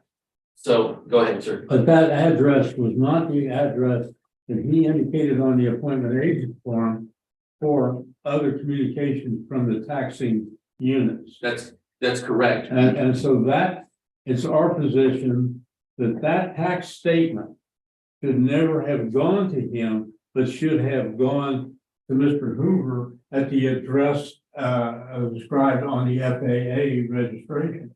And had that happened, obviously, Had that happened, we would have we been would doing have. this 6 months. 9 months ago. Yeah. And so the only counterpoint to that I would have is that we had communication from the agent through an allocation of aircraft document in which the address that you see here was the address that he gave. Right. And if you can show that, Ray, the allocation of value, can you pull that? I think I'm a little bit lost in all this paperwork, but just give me a second, let me find that. The allocation of. I think it's not. It's not there, maybe it's here. I think this is it, we're getting there. This, The allocate, yeah, go up to the top. Go up to the top. this thing, That's it right there. The rendition of look at that right there. So we receive this, so we get an agent, right? We don't even know who's representing this asset, but we know that, excuse me, I'm sorry. We know that there's an agent, right? We know that there's an asset. We're like, hey, somebody talked to us about this airplane, right? So then we get this agent that says, hey, I'm representing this. Great. Now we get to talk to somebody. The next document that we get, May 4th of 2022, is a rendition of a qualified allocation of value by the agent of record. And this is the address they give us. So, that's where our communication is going at that point. Because he identifies the property owner and the address is right there. But would you agree, Mike, that that's if a tax bill was delivered to somebody, that's the address it went to? Yes, because Okay. of this allocation, because Would you not only agree with me though, that the tax bill, just because of that one mark on the back, should not have gone to them to start with? which mark is that? Now, on the back of the appointment of agent form, and refer back to that again. Go to the appointment. He's looking for the. this is the rendition. Yeah, that was the rendition. My Your point, appointment, go to page 2 of that, please. Okay, that one check mark down there at the bottom. If that is not checked, that bill should not have gone to the agent. Should have gone to another address. no, it says all communication, No. Go down to the third one. yeah, all communication taxing units participating in the district. Okay, that that would have been a communication from the county, not from the appraisal district. And that particular one is not checked and should have not gone to the agent. Okay, so we don't know that the address at New Braunfels is an agent address. We don't know who it belongs to. It was submitted by the agent that it was the address of the owner. Well, And that's all what we're saying. And it was subsequent to the agent record, to the agent form. It happens all the time. I realize that, but on that agent form, that first space up there is for the name of the owner and the address of the owner, not the address of the agent. That's correct. And I would agree with you that the agent didn't do a very good job filling out his own appointment of agent, because that should have been up there where it was the right address. I Right, mean, so you get an agent form that has an address for Mr. Hoover. That's different than the one that you see in New Braunfels. It's on Market Street. And so had the agent on this rendition also had this Market Street address, I don't think we'd be in this room today, but that didn't happen. They gave us this address, which is in New Braunfels, and so that's where the tax bill was sitting. It happens all the time. Hey, this asset, they want the mail to go to this location. That's a communication between the agent and the chief, or a representative of the chief, and that box is checked. It's the first box on the thing. And they being people not authorized to represent me. Cause I'm signed nowhere on the form. Can you have the signature? Yeah. Right, Yeah. scroll on down there. So I want to read something. You're looking at the agent of record? Agent of record. He wants form. the agent of record form. Is that this one? No, that's a rendition. Hold on. Right here, That right right here. there. It's placard, placer, Ron or Zach, something, That's Zach Armstrong, yeah. Zach Armstrong, Print name of property owner.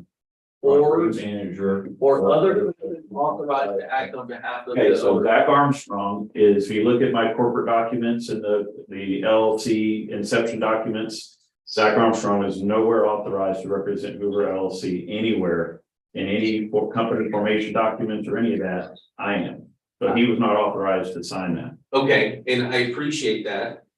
My counterpoint would be that the control and custody of the aircraft was in the control and custody of Freedom Jets. Did Zach, was he not a part of Freedom He Jets? was a part of Freedom. So that's my point. But in our contracts, he's not authorized to handle property tax matters. Well, And he did, and Mike, I know you I know. wouldn't know that. there's no way. And I get, you can't go through every single one and call and figure out if this guy's authorized or not. And, again, like I told you in the informal hearing, we've been, Dad always taught us with right is right, with wrong is wrong. And, I think our overwhelming kind of point to this whole thing is, our attempt to do this the right way, the most right way. So we had, intent was there. Once we had notice, we acted within the time period that is set forth out there. And that's why I believe this should move forward. So, and I just want to say for the record that, Mr. Hooper and myself had an informal. And we were at a position where, there's a couple of facts that remain. You have the statement from Mr. Hooper that he he wants to do the right thing, and I believe that he does. And I believe that, he believes what he says, which is that nobody was authorized to act on his behalf. I guess the only counterpoint that I would have is that we have an agent of record form that we get agent of record forms all the time, an appointment of agent.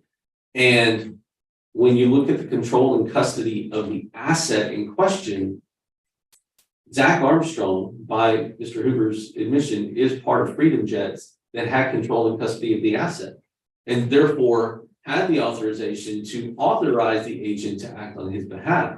And therefore, you have the agent who's like communicating with the chief or the representative of the district, And in a subsequent rendition and allocation of aircraft, they give an address for New Braunfels. And that's what the tax bill was saying. So I'm kind of in a rock, in a hard.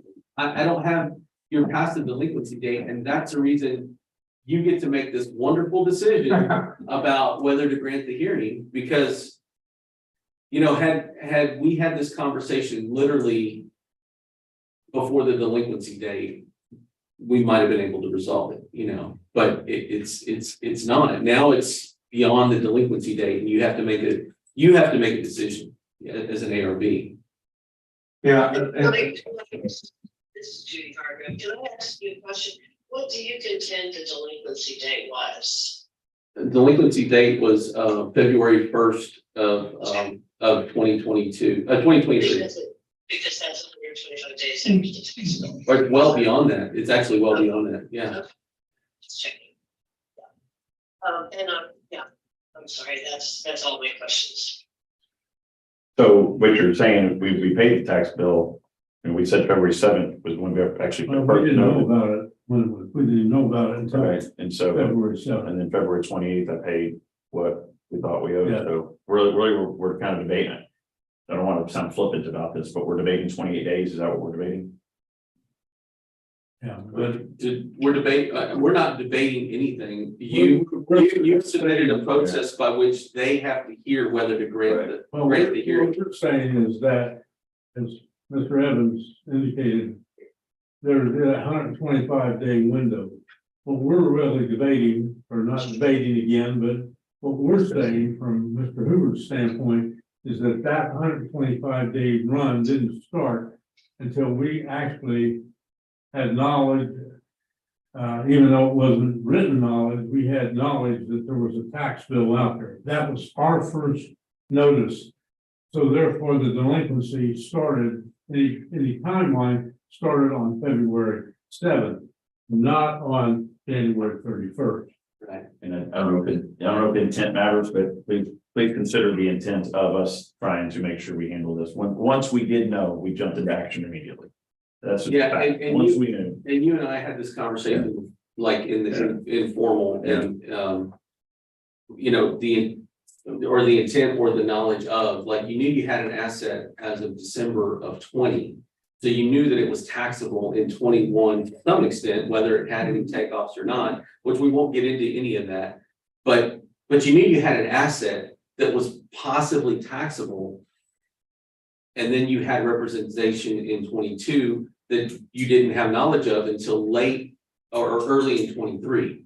And so, but there is an asset out there. Right. That somebody has to, Well, we're not denying that there is an asset. right, We're not denying taxability, we're just saying that we were never given appropriate notice for this, for that asset. Did you ever ask about this before? There was a I mean, most conversation. people that are getting close to that tax Yes, bill ma'am. start panicking, is it in the mail, when's it gonna come? Yes, ma'am. There was a conversation between Mr. Hoover and the Guadalupe County Appraisal District.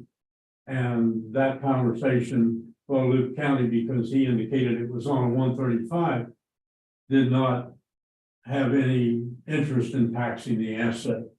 So that, yes, we had that communication, which indicated to their organization that it was not a taxable asset, even though it really was. That you. it's me. No. So Sorry. what- Yeah, no problem. That, That kind of, I guess the issue is, you know, did we have those? And then was the property or denied? Hang on. Please. Whose phone is that? That's not mine. Okay. Sorry, Jim, we got dueling phones here and. Okay, so. Okay, Could you repeat what you said, because the phone is ringing? Mr. Evans, could you repeat what you said, sir, about Guadalupe? Right, so I thought I heard something about a conversation with the Guadalupe County Right. tax law. But I think it's everybody about the property tax in Aransas County. And I mean, The owner says he wasn't aware of the tax bill until February 7th, I believe. I mean, if the tax bills were mailed in October, and, you know, the clock is ticking. Would the owner have called somebody, tax office in Rockport, and asked, where's my tax? Hey, actually, I can respond to that. Yeah, absolutely. To Jerry's point, we got a tax bill from Guadalupe County because that's where the Broncos is. That's where the plane management company was. That's where all the maintenance was done. So it's there sometimes. So I got a tax bill from them. And what do I do with this? I called the lady there. I don't have the notes with me. I'm sorry. And I just said, hey, this airplane is a 135 charter airplane that doesn't stay in Guadalupe County. What do I need to do? Because, oh, well, then it's not, has nothing to do with me. It's on the chart certificate, so it'll be handled through somebody else. So, okay, what do I need to do? I don't know. It's up to you and the people that manage your airplane, but that's not for me to do anymore. So that was a very short, very quick conversation. Yeah. Once I had that information, I didn't know what to do with that. I mean, I didn't know to keep calling or keep going. I did what I thought was the right thing to do there. I got the notice. I called Guadalupe County. She told me it's not on a charter certificate. It's a commercial aircraft. So it's not her, and it's not, doesn't house in New Braunfels. So let me jump in for a second and offer perspective from me, and the rest of the board can chime in or follow. And we've had a lot of discussion about taxes, tax dates, and that type of thing. And effectively, from the ARB's perspective, I believe that the only point of intersection with the tax delinquency date is whether or not a delinquency was in effect on a specific date, which would allow us to have a hearing. Okay, a 25-25 hearing. Or any hearing. Or any hearing, yeah. And my perspective, and I understand, Mr. Hoover, that you're frustrated because it seems like it's 28 days and that type of thing. Unfortunately, we have to set a date, okay? And a delinquency occurred, and how it occurred, I won't say is irrelevant, but it did occur, and it would be consistent with all the other motions or determinations that we make to say, hey, we wouldn't grant a late hearing on this because it exceeded, it was beyond that date. It also, and I now, so my perspective, and this is Scott Weger talking, is that unfortunately there's a lot of miscommunications and things going the wrong place, and I'm sorry that occurred, but in terms of whether to have a grant a late hearing, I don't see justification for doing that. You have a lot of challenges with respect to, I think a lot of the issues that you have are things that you can take up with this this previous agent. Certainly not anything that we would get involved in, but that's just me personally talking.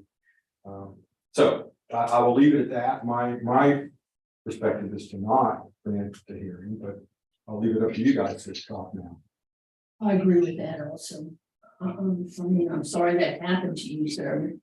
You know, I think, you know, you knew there was a tax bill out there, and you said you were contacting the Guadalupe County. And the answer I got from them is what led me to not continue further action, because the answer I got said it's a charter. But you knew that It's a plane was commercial here. airplane.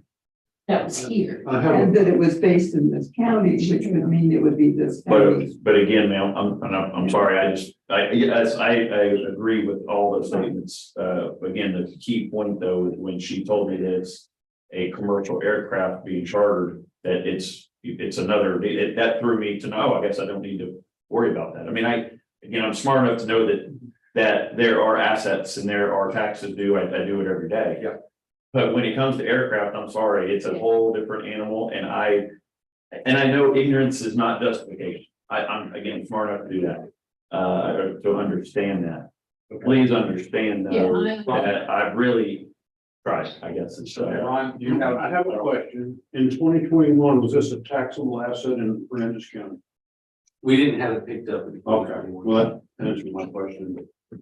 How would those, okay, Judy, you heard me, talking, did I say anything that was off in left field? No, I was going to comment that I tend to agree with what you said. I'm glad you said it because if you look at what I was going to say is that if you look at the statute, I mean, it's pretty clear. And I do also sympathize with the, I don't know, miscommunications going on in the background here. But 41-411 clearly says, you know, a protest can be filed after certification if filed for the delinquency date prescribed in section 41 or 115. And that delinquency date seems to have been complied with here. You know, the tax bills were mailed. And that's what the statute says. 41-4115 doesn't, you know, necessarily say, well, it was mailed to the right address by the taxing entities. And I think it was based on the information that was available, but even if it wasn't, I mean, it doesn't require that. It just says the tax bill was delivered, and of course, it has to be delivered to the right person. I think it was. So I don't really see an issue here. It seems like the delinquency date is pretty clear under the facts, and that currently the protest was filed after that date.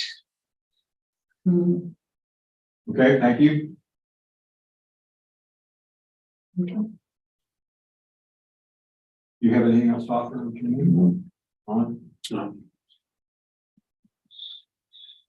I could, Scott, maybe after this protest or at some point, I'd like to talk to you before I hit the road in private, Okay. but that may not be the time right now. I'm running a little late now. We're leaving, but anyway, I'll hang on the line here and we can talk later. Okay. Okay, so I think that after all this discussion, that the ARB is of the opinion, I'm gonna make a motion that the ARB is of the opinion that we not grant a hearing, a 25 hearing. yeah, I would Concerning- call it a late hearing. Or a late hearing concerning case ID number 2022-2406, 2022. Well, let's do each one of them separately. Okay, I think we need to do that.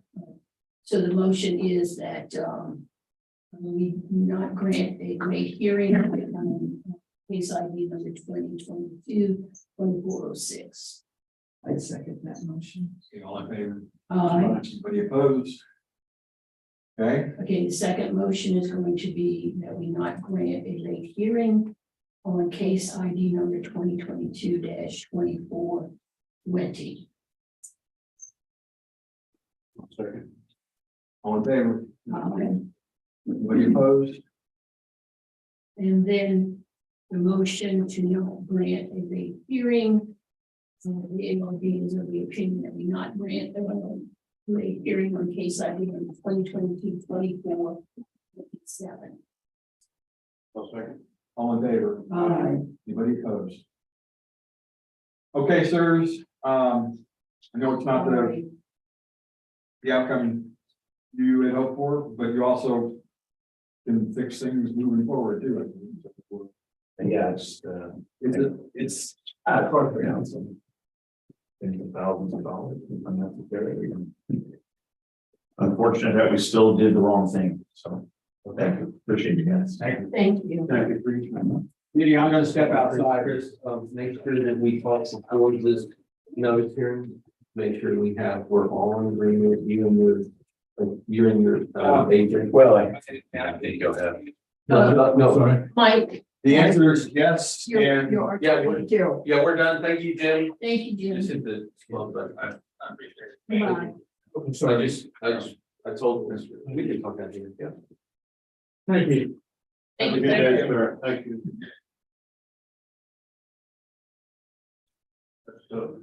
That is. But- But he didn't follow through. You know, I'd have been calling this guy just the minute we found out if they got it or not, but he didn't bother with that. He didn't bother with water. Yeah, please, I'm sorry. I will be happy to. If you have some water or something. I'm good, thank you. Ron, the timing just, you did great. Didn't have to do nothing. We just moved right past the first. What was that frustrated about them not staying online?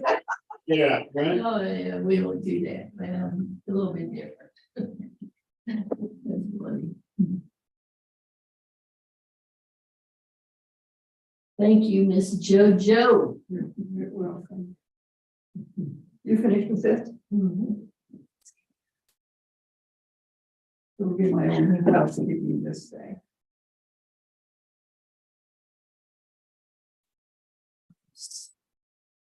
It's hard to even figure out what it's going. Find everything.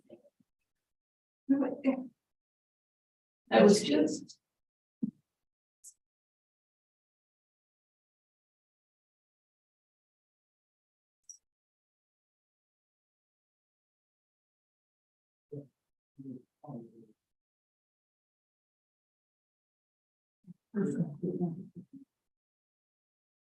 So that's Ron Hoover up here, right on the corner.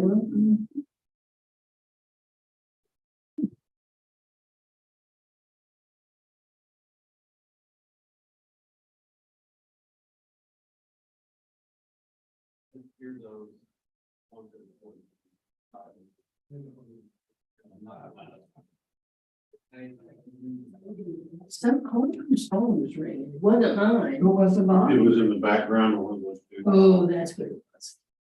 I mean, it's. I'm on phone, I'm like, Oh, yeah. Sorry. I was a little confused. yeah. Okay. It's a little. Grab my phone here. I don't. Yeah, she was concerned or wondering if we needed to go into a closed session for her to comment or give an opinion. But she said since what I said mirrored what she was gonna say, she said she was fine with not doing that. So, okay, good. That's a complicated thing. Okay. I'll check with Val. I'm suspecting this phone hearing is not gonna happen, but we'll double check. And if, Didn't Ron do a good job keeping time? I told him, I said, I should have done this first. you're hired. Right. You gotta kind of laugh about that. I realized that right off, it I wasn't. thought It was gonna go well. It wasn't gonna be your typical, right? So I just shut up, turn it off.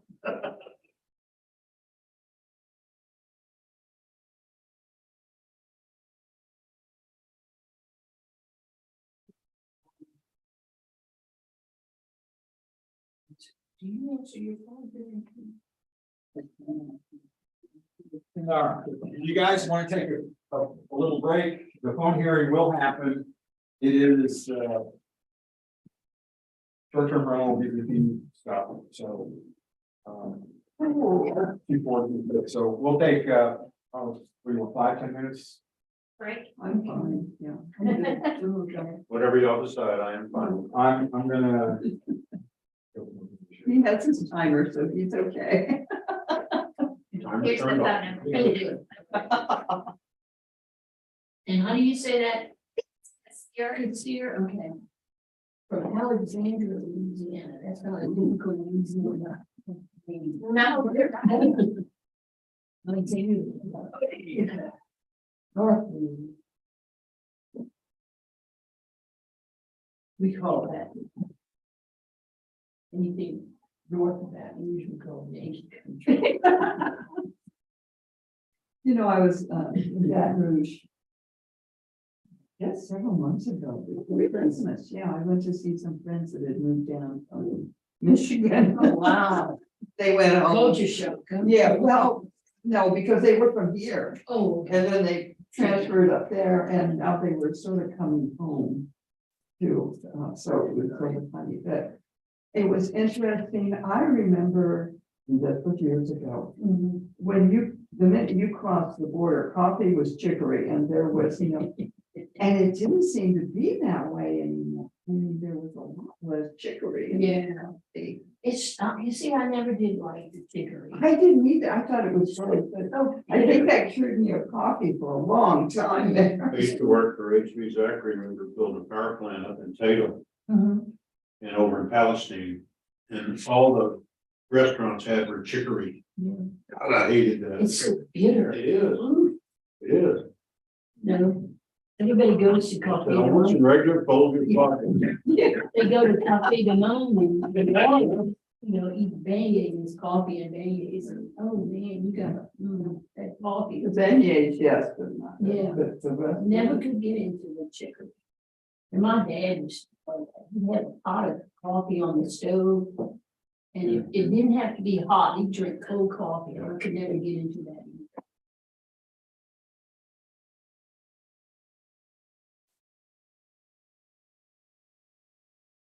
I like that, HEB sells that, Texas pecan. Yes, that's good stuff. Oh, I love that flavor. And I had the little curry cups, Mhm. so I just make a cup of coffee, because I used to make a pot of coffee and it just, we didn't drink it. I only had like 1 or 2 cups a day, that's all. So I guess Miss Jackie's going to. Hey, Jackie. How's it going with you? Okay. You? I'm doing well, thank you. Yep. Are you with us today? Yeah. I guess for this one, I don't know where I'm at.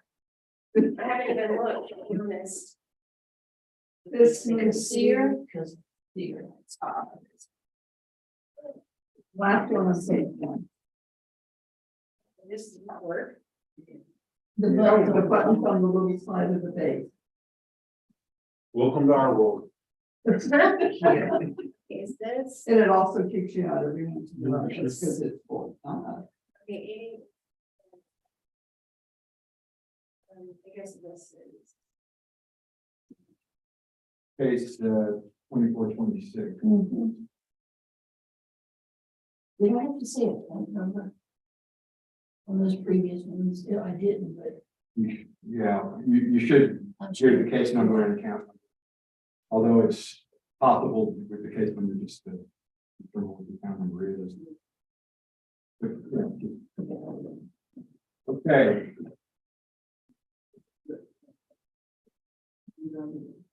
Okay. So are we ready? You want me to call now? If you're ready, I am.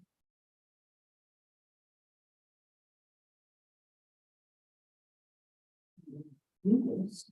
Oh, okay.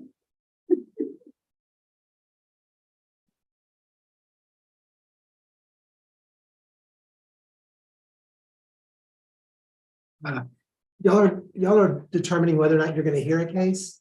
No. I don't think, Yes, oh, this is a 25. yeah, based on time of filing. It's just a time of filing. So are y'all not gonna hear an SDR case? You're just gonna make a decision on if you are? Thanks. Say that again, Motion for hearing to correct 1/3. Have y'all made a decision? no. We haven't. Right, so then we don't. You call the coffee? Maybe you call that first. So you don't decide on your own and then. Hold on. Let me find out. Let me just go and check what we're doing here. That you decide on your own. And then. If you're granting a hearing, you grant a hearing at a later date. Perhaps there's some discussion from.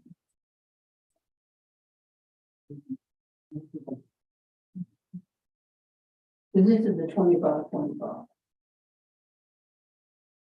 The correction. That's what a 25 is, right?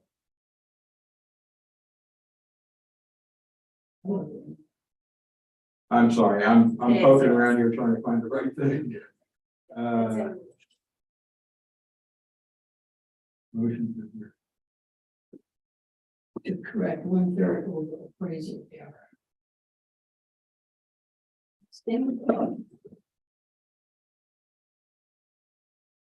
Yeah. Do we call them first? No, hold on a second. Sorry.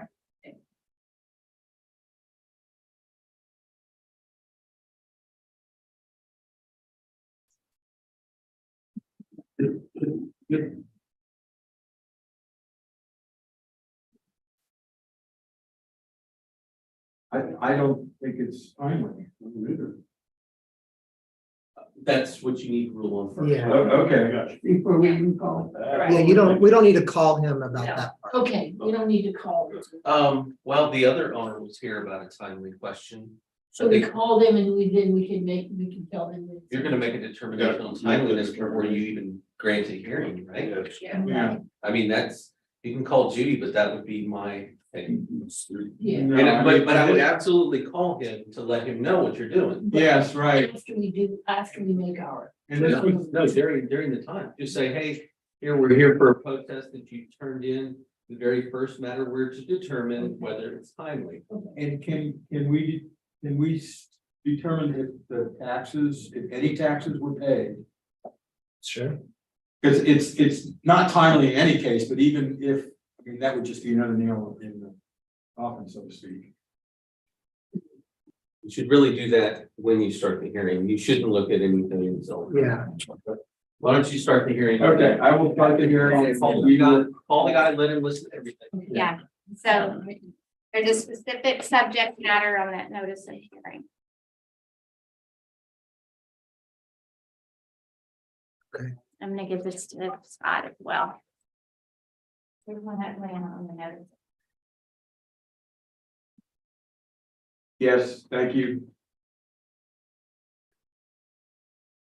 And this was sent out in the 3rd of April. Okay, I can see it. Yeah, thank you.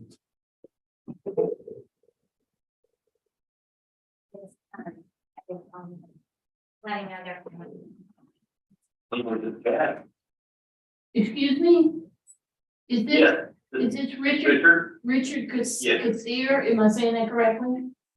yes, ma'am, that is. Okay, we are the appraisal review board, calling you about your, protest. And so Yes. we're going to, Okay. hold on just a minute, and we have a procedure here. Yeah, Richard, I have some administrative stuff to run through first.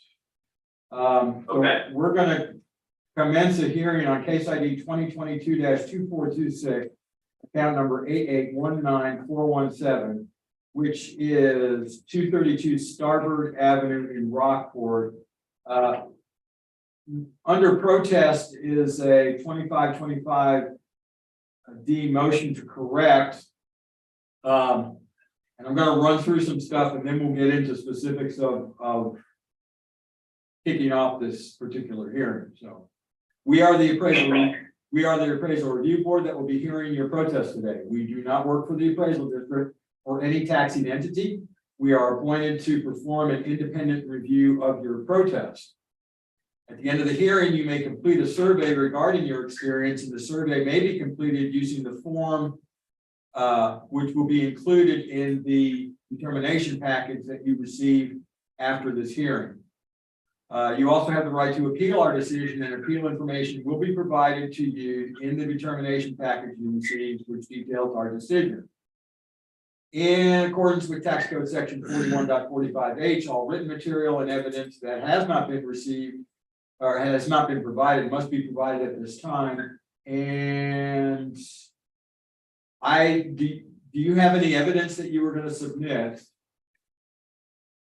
The evidence I submitted is my 2023 personal property rendition of taxable property form that there should be a copy of that with my owner affidavit that I submitted as well. Okay, I just refreshed our system here and I see the affidavit and the rendition form. Okay, fine. All right. Okay, I can confirm that the ARB members who are present, which is myself, Scott Waggart, Peggy Borg, Joanne Ferguson, and Ron McCann. So that we are considering the protest and have not communicated with anyone about the protest in violation of tax code section 41.66F. And we have signed an affidavit to that effect.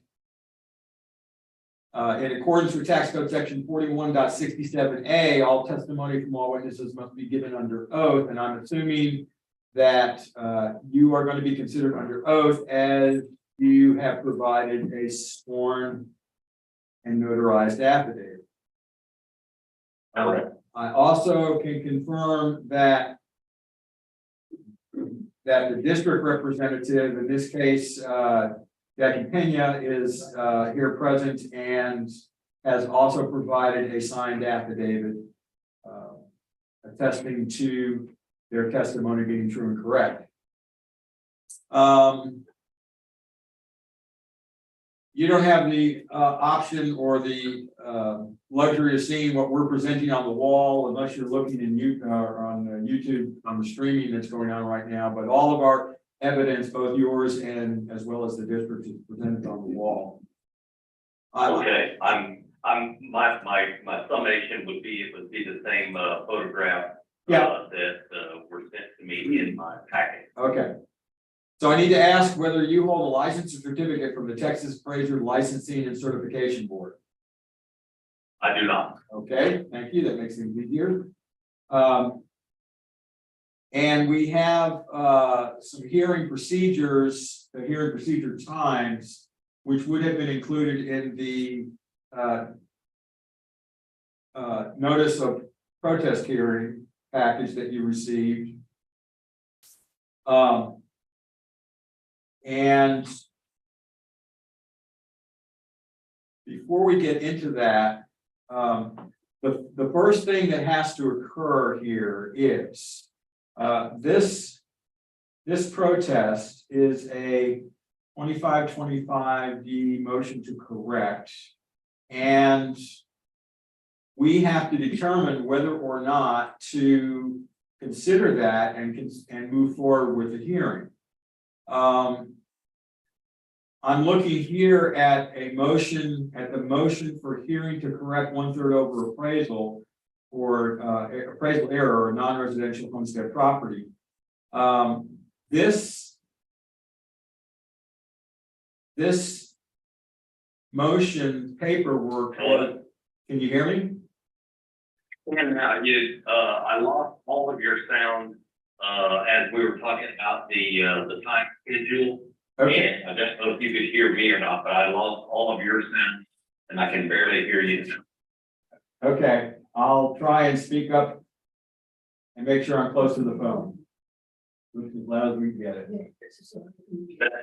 Yeah, that's good. I can hear that now. Okay. Okay, so I am looking at the motion for hearing to correct 1/3 over appraisal error of non-residence homestead property. This was received on March 29th of 2023. And the deadlines to be able to consider that for a hearing have long since passed, unfortunately. Did you pay your taxes for this rendition or this property? Yes, paid that in November of 2022. Okay. Be that as it may,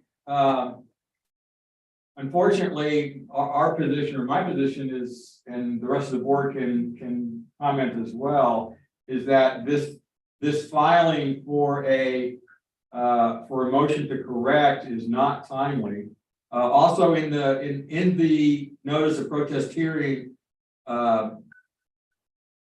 it was also included in that subject matter for the protest hearing. It says to determine whether this proceeding should be dismissed because of untimely filing and thus for lack of jurisdiction. Should the board determine that that it has jurisdiction to hear the proceeding, then it will immediately conduct a hearing. Okay, my position is that it's not timely filed, and that we don't grant the hearing. That's my position also, I agree. according to. I agree. Yeah. Okay. So unfortunately, Richard, we're gonna make a motion to not grant this hearing, and you have, of course, other options available to you to appeal. Okay, I'm gonna make a motion, in reference to account number 8819417. Case ID number 2022-2426. The ARB is of the opinion that we not, grant a hearing based on the case was not filed in the. I'll second. Okay, all in favor? Aye. Anybody opposed? Aye. Yeah. Sorry, So- Richard. Well, I mean, and I see your, I see your point, and, but I guess we could have, probably saved each other, a little time and effort and probably just sent the denial letter based on that fact, could we have? Possibly, although we didn't have the evidence, or the only thing we had was the submission of this form. And the only option that we have available from the ARB standpoint is to have a hearing on how to deal with the submission of the motion for a hearing to correct. So, yeah, I apologize, we took some of your time and you probably had to wait a little while for us to get on the phone with you, but I don't think that we could have done it much differently. Okay. So, I guess to a different, let's see if we can go down this path in a different street. So, when you receive your appraised or estimated appraised valuation in June, but you don't receive your actual, tax amount, tax payment until, September, October, and then it's due, before the end of the, calendar year. That was when I realized the tax amount, had, such a dramatic increase. right, And, looking at the appraised value, the tax rate, and I know you don't open full tax rate, but that was, that was. yeah, we understand the scenario in terms of the timeline of what goes on, and unfortunately, the only thing we can address or deal with is the appraisals and how one chooses to deal with protests on appraisals. Yeah, Chad, I will say that when you get your notice of appraised value from us in May, on the back of that form, that's your protest form. If you disagree with the number that's on that form, you can either send the protest form in, or you can just call the office and ask to speak to me, and we can talk about what's going on, and the schedules that we have, and then that. Okay. What is your name again, please? My name is Jackie. Say again, please. Jackie Pena, Pena. Jack. Okay. Okay, appreciate your time. Thank you, sir. Okay. Goodbye. Thank you. Have a great day. Bye-bye. Okay, do you have any input to the hearing procedures? If you don't, we're gonna. You have to do the public meeting, which nobody's showed up for, but we can look and make sure nobody We showed did, up online. we did. Nobody's online. Online. All right, so you need to say that for the record that nobody's here for the public hearing, and then you can proceed with presenting your resolution. Okay. My only input is that, I've reviewed the procedures and we're in the district's in agreement. Okay, so we are addressing agenda item 5 and 6, I think. Okay, and the first thing is to have a public hearing on the hearing procedures that are being proposed for adoption by the ARB. We would be open to the comments from the public. There are no people here present physically or in the meeting room. Correct. Okay, thank you. All right, so that being the case, that'll close the public hearing part of this discussion. The second piece is to discuss or possibly have any other action based on these submitted or proposed hearing procedures. You guys have all seen the proposed updates. There's been no changes since we distributed that last month. Does anybody have any questions or comments? Or just in general, not in addition to the updates that we made? I have none. None. Okay, so that being the case, I'll entertain a motion to accept adopting our hearing procedures that were proposed dated April 19th, 2023. I'll make a motion that we approve the hearing procedures for the ARB. My second. Okay, all in favor? Aye. Anybody opposed? Okay, so our updated procedures have been adopted. That are dated April 19th, 2023. The next thing that takes place is these procedures will be distributed to the appraisal district. Most likely they'll work with send them directly to Josie, who will then distribute them on my behalf or on the district's behalf to the appraisal district board of directors. I will also send a copy of these procedures to the comptroller's office, and we'll get a new set of posters created to like these. Gotta fit. Yeah, it does. It does. So you need to take something out. And for sure, if I go from 19 point to 4-point font, it'll fit. In fact, I can make it fit in one column. We'll have a magnifying glass attached to the walls. Yeah. Okay, do we have any letters to No. read? There are no letters. No letters. No letters, really? No letters. Should I double check with Val just to make sure? She said that earlier. Oh, she did, fine. Your ears are better than mine. Okay. Housekeeping and we had kind of gone through this. Right now, it looks like the appraisal notices are going out the end of the month. And the clock Val indicated will probably start like on May 7th. Given the 15-day lead time required for notice of hearing. The 22nd is the first time that we're shooting at. Yeah, I did the 22nd, the week of the 22nd is really the first possible kind of timeline that it would fit into, because when you talk about leading out from that time, 15 days in advance of that, you know, by the time you get to a full week, it's that Monday is really when you're flowing going. And the following Monday is Memorial Day. Right.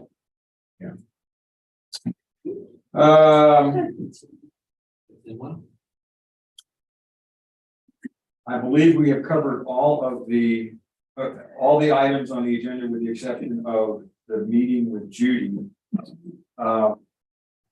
Since we held her over a little in that other hearing, she's hitting the road. She's driving down from Sealy and then continuing on to go to a meeting in Brownsville, which I gathered Mr. Hooper was going to as well. So, yeah.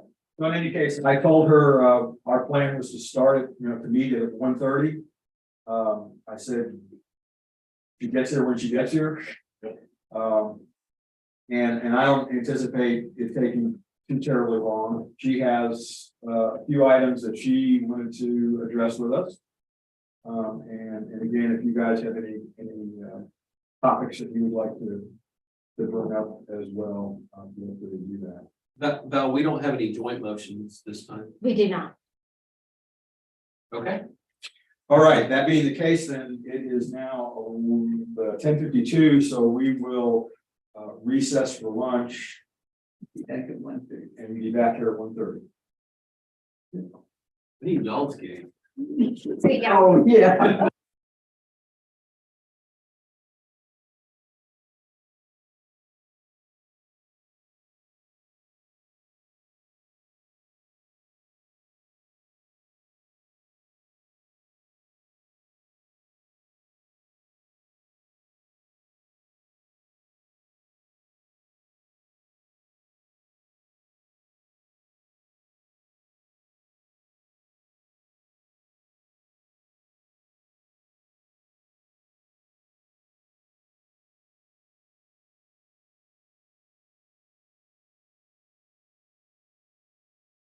Back on, I thought that you guys were out the door. So. Yeah, no, we're just recessing for lunch. We were hoping. Yeah, but we mute whenever y'all leave. That's Yeah. I understand. Gotcha. Okay, so we will be back at 1:30. We'll be in closed session at 1:30, but then we'll unmute Fair enough. and come back and close the meeting. formally adjourn. Fair enough. Yeah, Okay. go ahead and read that resolution into the record if you don't mind. This is new news to me. I never had to do this. Getting married. Resolution to adopt hearing procedures, whereas Texas Property Code Section 5-103D provides that an appraisal review board shall incorporate the model hearing procedures prepared by the comptroller of public accounts when adopting the board's procedures for hearings as required by Section 41.01C. This was also a change in the 2021, as a result of the 2021 legislation. Whereas Texas Property Tax Code Section 41.01C provides that no later than May 15th of each year, an appraisal review board shall hold a public hearing to consider the hearing procedures proposed for adoption, make any amendments to the proposed hearing procedures the board determines are necessary, and by final resolution, finally adopt the hearing procedures. Now, therefore, be it resolved that the appraisal review board of Aransas County, here known as ARB, incorporates the current version of the model hearing procedures for appraisal review boards prepared by the comptroller of public accounts.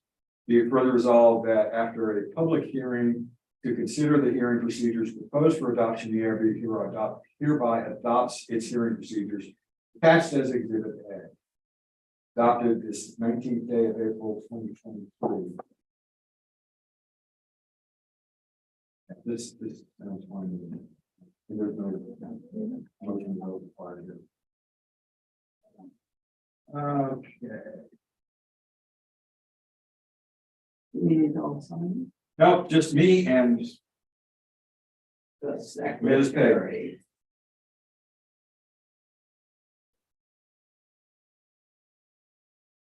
Okay. My name is. I know, you didn't know what you were signing up for, did you? I know, no, she didn't sign that. She was on that. I brought that. That's what you get from Texas Law. Yeah. You need happy days. And I mean, he is sick. Just as soon as when they all walk out, they. District, push the yes. mute button. should be one for, yeah. Yes, there's three, there were three, I'm gonna move the table out just a little bit this way because I don't wanna keep hitting you over here. Are you gonna get on the other side? yeah, Oh, yeah. I didn't want to have kids anyway, so. Oh, perfect. Thank you. I don't know what that was. Good paper. Yeah, it's enough room over here. I get worried about getting this way. You know? Just a second there. I leaned forward, but the chair doesn't move, so that doesn't help at all. So we're back at 1:30. Yes, ma'am. Okay, so I'm going to go home. Yeah. Rest. After you push that button, we're starting, Oh, and you got this one from North Carolina? Yeah, she's here for another week or so. Oh, that's nice. Yeah. You can't. You until you leave, right, Ray? Yeah, it's okay. I saw you guys at the beach, Easter. Oh, yeah, baptisms. I saw you and I was gonna get your attention, but you were Okay, too, give the. Tom and I just drove up and I said, I wonder what's going on at the beach. And then I saw a friend of mine's daughter, who was talking to that guy, so that was it. That was nice. You on the bit. Okay. What's hurt on you? Your back? My knee, Oh, your knee. I need another knee. You're gonna get a knee replacement. Yeah, I got this one replaced, so why not this one? Hey, I'm hoping a shot will help, but don't think so. yeah.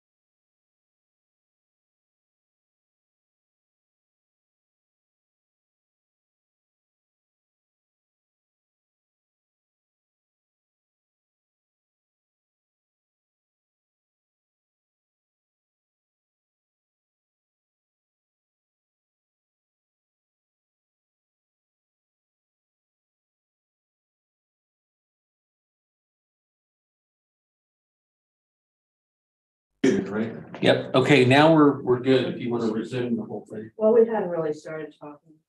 Well, Yeah. we're gonna do this as a closed session, so. Oh, you're doing it as a closed session? Yeah. Well, then go ahead and say that you're about to enter a closed session. Okay, I did it before we Oh, you did? left, but that's okay. We're gonna enter a closed session right now. Talk to the camera and tell them you're going in a closed session, and then I'll put the muted, they'll see you, Cameras that Yeah. way. your hands moving, but they won't hear what We you're don't saying. have to do it in closed session, but it's whatever, you know. Yeah, let's do it that way, because we may. be Was talking about- was the agenda written that way? Yes, well, I told Val that, that's a good question. Yeah, that's a good question. If you have the little blurb on the bottom of the agenda that says you can go into closed session. Yes. For receiving legal advice from your attorney, Yes, then that's what this would be. and that's actually what I had chatted with Val about. It's Well, it is, at the very bottom of the agenda is the disclaimer that says we have at our discretion. We can adjourn into executive session and deliberate. I mean, you don't actually have to have that on the agenda, but I was advised by clients to have that on the agenda just in case they want to go into closed session. You can always go into closed session to get legal advice. You don't have to say going into closed session on the agenda, but it's better to have that blurb at the bottom saying that you might go into closed session. Does that sound good to you, Mike? That's great, yep. Okay. Okay. So I am going to put your blinking on, so you're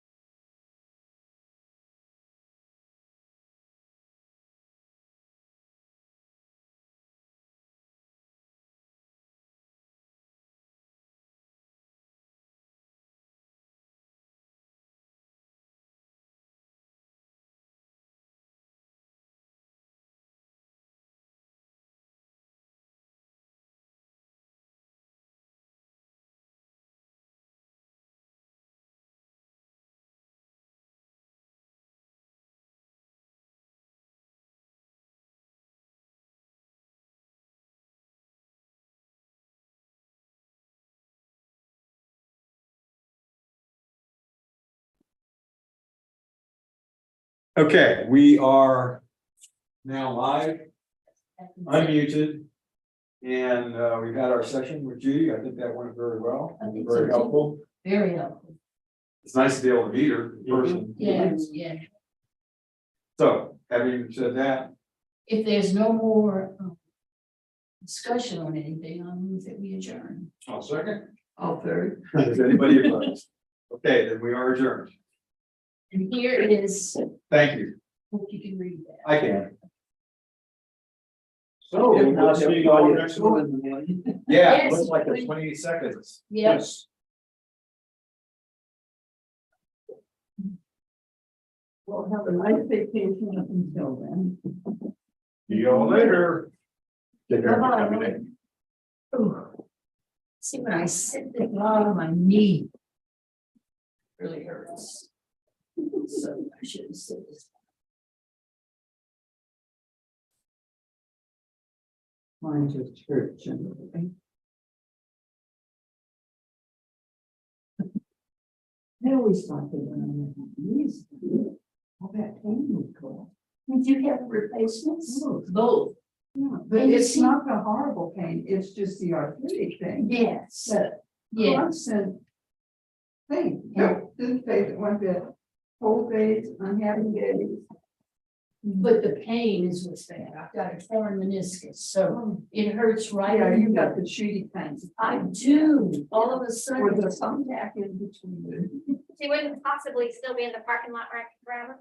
Oh, bye. Oh, we just had some questions on the orders. Yeah, and sometimes I'm just sitting and all of a sudden it's like.